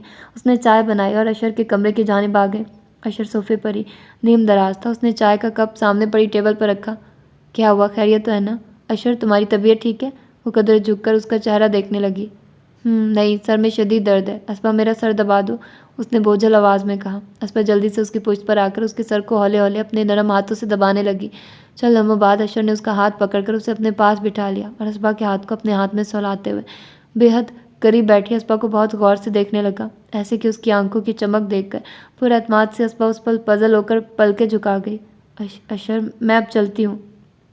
اس نے کپ کپاتے لہجے کا اشر پر الٹا اثر ہوا۔ عجیب بہکے بہکے انداز میں اس کے ہاتھوں نے اسما کے چہرے سے گردن تک سفر کیا۔ اسما، تم کتنی خوبصورت ہو، مجھے پہلے پتہ ہی نہیں چل سکا۔ تھوڑی دیر قبل علیشا کی پارٹی میں پیا گیا مشروب اپنا رنگ دکھا رہا تھا۔ کیا کر رہے ہو اشر، تم ہوش میں نہیں ہو؟ جو ہی اس نے اسما کو گرفت میں لیا، وہ مچلتے ہوئے اپنے آپ اس کی گرفت سے چھڑانے لگی۔ مجھے کب پتا تھا کہ میرے اپنے گھر میں ایسی قیامت سامنے ہے اور میں دنیا کی خاک چھانتا پھر رہا ہوں۔ دست درازی کی کوشش میں وہ پتہ نہیں کیا کیا زیان بک رہا تھا۔ ارے اسما، کیا ہوا؟ تمہارے لیے کون سی نئی بات ہے یہ؟ بشیر سمیت محلے کے کئی لوگوں کو تمہاری قربت سے مستفید ہونے کا موقع ملا ہے۔ پھر تو میں تمہارا اپنا کزن ہوں یار۔ اس کے کانوں میں اس بار جو مدہوش سی سرگوشی اس نے اسبا کو جیتے جی مار دیا تھا، ایسے کہ اس کی مزاحمت ذرا سست پڑ گئی۔ اسی کو غنیمت جان کر اشر نے اس پر پوری طرح قابو پا لیا۔ آج اکیڈمی میں اسے معمول سے زیادہ دیر ہو گئی تھی۔ امتحانوں کا سیزن ہونے کی وجہ سے اکیڈمی ٹائمنگ زیادہ ہو گئی تھی۔ وہ باقی تمام ٹیوشن چھوڑ چکا تھا، جبکہ یہ اکیڈمی اس کے دوست کی تھی۔ سو تھکا دینے والی جاب کے بعد صرف 1 گھنٹہ یہاں پڑھانا تھا، آج آدھا گھنٹہ اوپر ہو گیا تھا۔ امی کی متوقع ڈانٹ سے بچنے کے لیے اپنے پاس موجود چابی سے گیٹ کھول کر اوپر آیا۔ امی کو اپنے انتظار میں جاگتا دیکھ کر شرمندہ ہو گیا۔ کتنی بار آپ کو کہا ہے کہ میرے انتظار میں مت بیٹھا کریں، آج کل روز ہی لیٹ ہو رہا ہوں۔ بس یہی سیشن ہے، اس کے بعد ثاقب سے کہہ دیا میں نے کہ بس یار معاف کر دو، مجھے بہت تھکن ہو جاتی ہے۔ اس نے بھی وعدہ کیا کہ بس یہی سیشن مکمل کرا دو، پھر نہیں کہوں گا۔ اصل میں اتنے عرصے سے اسٹوڈنٹس عادی ہیں تو ایک دم سے ان کو چھوڑنا ان کے لیے مسئلہ بنے گا۔ امی کے سامنے کھانا لا کر رکھنے پر اس نے کئی بار کی بتائی ہوئی تفصیل ایک بار پھر بتائی۔ دونوں ماں بیٹے نے مل کر کھانا کھایا۔ چلو بیٹا اپنے کمرے میں دودھ لے کر آتی ہوں، امی نے بے حد محبت سے اسے کہا۔ بلال سر ہلا کر اپنے کمرے کی جانب بڑھ گیا۔ ابھی پوری طرح کمرے تک پہنچے نہیں پایا تھا کہ نیچے سے آنے والی دل روز چیخوں نے ان دونوں کو چونکنے پر مجبور کر دیا۔ خدا خیر کرے بلال، پتہ نہیں کیا ہو گیا، مجھے تو یہ اسبا کی آواز لگ رہی ہے۔ کئی خدشات کے زیر اثر ناز کا چہرہ سفید پڑ گیا۔ چھوڑیں امی، ہمیں کیا، آپ چلیے اپنے کمرے میں، وہ بیزاری سے کہتے آگے بڑھا، لیکن ناز کے قدموں نے آگے جانے سے انکار کر دیا۔ نہیں بلال، میرے دل میں عجیب سے وہم آ رہے ہیں، ذرا کہ ذرا چلو خیریت پتہ کر کے آ جائیں گے بس۔ پتہ نہیں بچی کی جانب سے دل میں وہم ہو رہا ہے۔ ان کے لجاجت بھرے انداز پر وہ اندر ہی اندر جھنجھلاتا ہوا امی کو لیے نیچے کی جانب چل پڑا، جو بہت عرصہ بعد وہ دہلیز پھر ایک بار پار کرنے چلی تھی۔ تائی کے لاؤنج میں اس وقت ہنگامہ برپا تھا۔ بکھرے بالوں، سوجی آنکھوں والی اسبا، غصے سے چیختا چلاتا اشر، حواس باختہ کھڑی تائی، بیزار کھڑا حارث، اور نیچے کے پورشن سے پے در پے چیخیں سن کر آنے والی چچی شاہانہ اور ان کی بیٹیاں۔ ان کے تاثرات ایسے تھے جیسے بے حد مزیدار سا کوئی اسٹیج ڈرامہ ٹکٹ لے کر دیکھنے آئی ہوئی ہو۔ اس لڑکی میں اتنی حیا اور شرم نہیں ہے کہ باہر تو جو کچھ کرتی رہی ہے وہ تو ایک طرف، جس گھر نے اسے اتنے برس اس کو پناہ دی، نہ اس گھر کی عزت کا خیال رکھا، نہ اپنے تایا کا خیال آیا اس کو، بہت بار میرے سے فضول طریقے سے بات کر چکی ہے، فضول حرکتیں تھی۔ آج تو اس نے حد کر دی میرے کمرے میں آ کر، جس بے شرمی سے اس نے بات کی، لڑکا ہوتے ہوئے مجھے شرم آ رہی ہے، آپ کو کیسے بتاؤں۔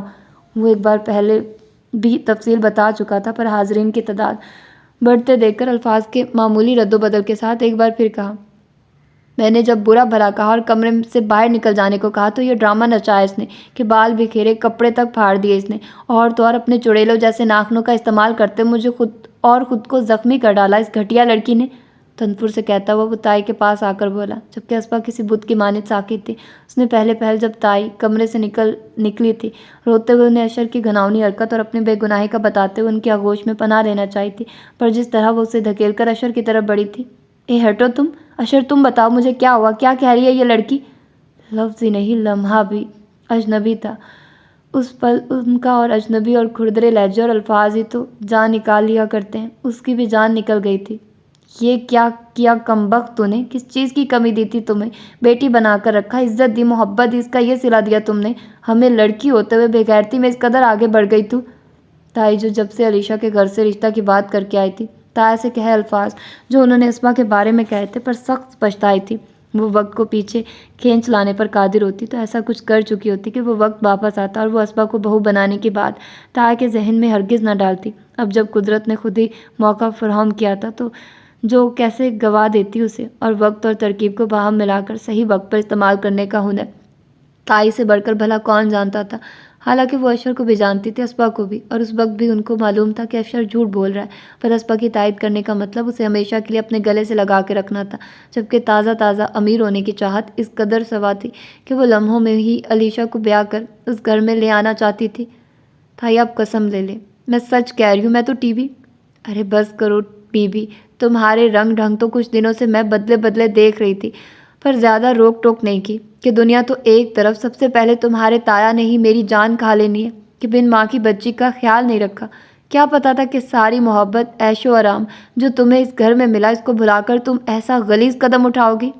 یہ وہ تائی نہیں تھی جو سارا دن اسبا سے مختلف کام نکلواتے وقت اپنی زبان کی شہرینی کو ایسے استعمال کرتی گویا ان سے زیادہ دنیا میں کسی کو بھی اسبا سے ایسی محبت نہیں ہے۔ ایک بات سن لیں امی، اس لڑکی کو گھر سے فوراً نکال باہر کریں۔ جو ایک دفعہ ایسے کر سکتی ہے کہیں باہر کر سکتی ہے۔ میں روز روز یہ تماشا نہیں چاہتا۔ اگر آپ نے اس کو اس گھر میں رکھا تو میں نے یہاں نہیں رہنا۔ اشر کو اپنی ناکامی کا اتنا دکھ تھا کہ وہ اب اسبا کو اس گھر میں برداشت نہیں کر سکتا تھا۔ جب وہ پوری طرح اس کے قابو میں آ چکی تھی تو پتہ نہیں کیا ایسا ہوا تھا کہ وہ اس کی گرفت سے نکل بھاگی تھی۔ اب زخمی شیر بنا اس کا بس نہیں چل رہا تھا کہ اسبا کو قتل کر دے۔ ہاں تو میں کون سا اب اس سے رکھنے والی ہوں؟ بی بی بوریا بسترا اٹھاؤ اپنا اور نکلنے کی کرو۔ میں کہاں تک تمہاری نگرانی کرتی پھروں گی؟ تائی کی بے حسی پر اسبا بوکھلا گئی۔ تائی ایسا مت کریں، مجھے گھر سے مت نکالے، میں سچ کہتی ہوں میں نے کچھ ایسا نہیں کیا، پھر بھی میں ہاتھ جوڑ کر آپ سب سے معافی مانگتی ہوں۔ وہ روتے ہوئے تائی کے پاس آ کر بولی، بھابھی آپ ایک دفعہ اس کی بات تو سن لے، وہ کیا کہنا چاہتی ہے؟ پھر معمولی سی غلطی کی وجہ سے جوان بچی کو گھر سے نکالنا ٹھیک نہیں ہے۔ بہت دیر سے سائڈ میں بلال کے ساتھ یہ سارا تماشا دیکھتی ناز سے اسبا کی اتنی تذلیل برداشت نہ ہو سکی تو کیا بول بیٹھی، گویا اپنی شامت کی آواز دے بیٹھی۔ تائی جو اپنے نظام اور کروفر میں کھڑی ان کی آم سے بے خبر تھی، چونک مڑی۔ لو بھی مینڈکی کو بھی زکام ہوا۔ وہ ایسے بڑبڑائی کہ ان کی آواز سب تک بخوبی پہنچی۔ بی بی تم تو بات ہی مت کرو، تمہیں کہاں محسوس ہوگی اس کی غلطی، جبکہ تمہاری ایسی ہی حرکتوں کی وجہ سے تم آج تک خاندان سے باہر بیٹھی ہو۔ بھاگ کے آئی تھی نا گھر سے، تو تمہیں تو اس کی ایسی ذلیل حرکت چھوٹی سی غلطی ہی لگنے لگی۔ زبان کو لگام دیتا آئی، اور امی بس دیکھ لیا اپنی ہمدردی کا نتیجہ، چلیں آپ فوراً واپس چلیں۔ بلال نے غصے میں تائی کو کہا، پھر ناز کا بازو پکڑ کر اسے اوپر کی جانب لے جانے لگا۔ ہمدردی جتانے کو تو ایک جہان اکٹھا ہو جاتا ہے، بس عمل کرتے وقت سب کو سانپ سونگھ جاتا ہے۔ ایسی ہی ہمدردی کے مروڑ اٹھ رہے ہیں تو لے جاؤ اس گناہوں کی پوٹ کو اپنے ساتھ ہی، ویسے تو بڑی تقریریں کرتی آتی ہیں۔ تائی نے لگے ہاتھوں برسوں کی وہ بھڑاس بھی نکالی جو ان کی بہن کے احمد جازیب کی بیوی نہ بن سکنے پر ان کے دل میں اتنے برسے جمع تھی۔ ساتھ میں اسبا کا قصہ بھی مکانا چاہا۔ پھر وہ بے حد حیرت سے مڑی جب انہوں نے بغیر کوئی لفظ جتائے ناز کو بڑے پیار سے منہ کو ہاتھوں میں چھپائے روتی اسبا کو بازو سے پکڑ کر اٹھاتے اور اپنے ساتھ چلنے کو کہا، جبکہ ان کے بیٹے کے تاثرات ناز سے برعکس تھے۔ اس کے ماتھے کے بل اس بات کو ظاہر کر رہے تھے جیسے اپنی ماں کا ان کے خیال سے تن ذاتی معاملے میں دخل دینا اور ایک انتہائی فیصلہ کر لینا اسے پسند نہ آیا، جبکہ باقی خاندان کے تاثرات خاصے حیران کن اور قدر تنزیہ سے تھے۔ سیب کا موتی کسی اناڑی کے ہاتھ آ جائے تو وہ اس کی اہمیت جانے بغیر دنیا کے بازاروں میں اسے رولنے کے لیے پھینک دیتا ہے۔ پھر دنیا کی مرضی وہ اسے پاؤں تلے روندے یا پتھر جان کر ٹھوکر لگا دے، اور اس موتی کی قسمت میں اگر کسی جوہری کے ہاتھ لگنا لکھا ہو تو پھر اس کی قسمت کو سنورنے سے کوئی روک نہیں سکتا۔ جوہر شناس ہاتھ تراش خراش کے بعد اسے وہ روپ دیتے کہ وہ ہیرا بن کر دنیا کو جگمگا دیتا ہے۔ میری پرسنل ڈائری کے پہلے صفحے پر کندہ یہ الفاظ اس وقت پر صحیح اثر نہیں رکھتے جب تک ڈائری کے اگلے صفحات پڑھتے پڑھتے میری ذات کے سنورنے کا سفر ساتھ ساتھ طے نہ کیا جائے۔ 18 سال کا ابتدائی سفر تو گویا کسی اندھیری گھار کا سفر تھا جس میں میں نے وہ عرصہ ٹامک ٹوٹیاں مارتے گزارا۔ مسز ناز احمد جازیب صرف روتی ہوئی اسبا کو نہیں لائی تھی، ساتھ ایک عہد ساتھ لائی تھی۔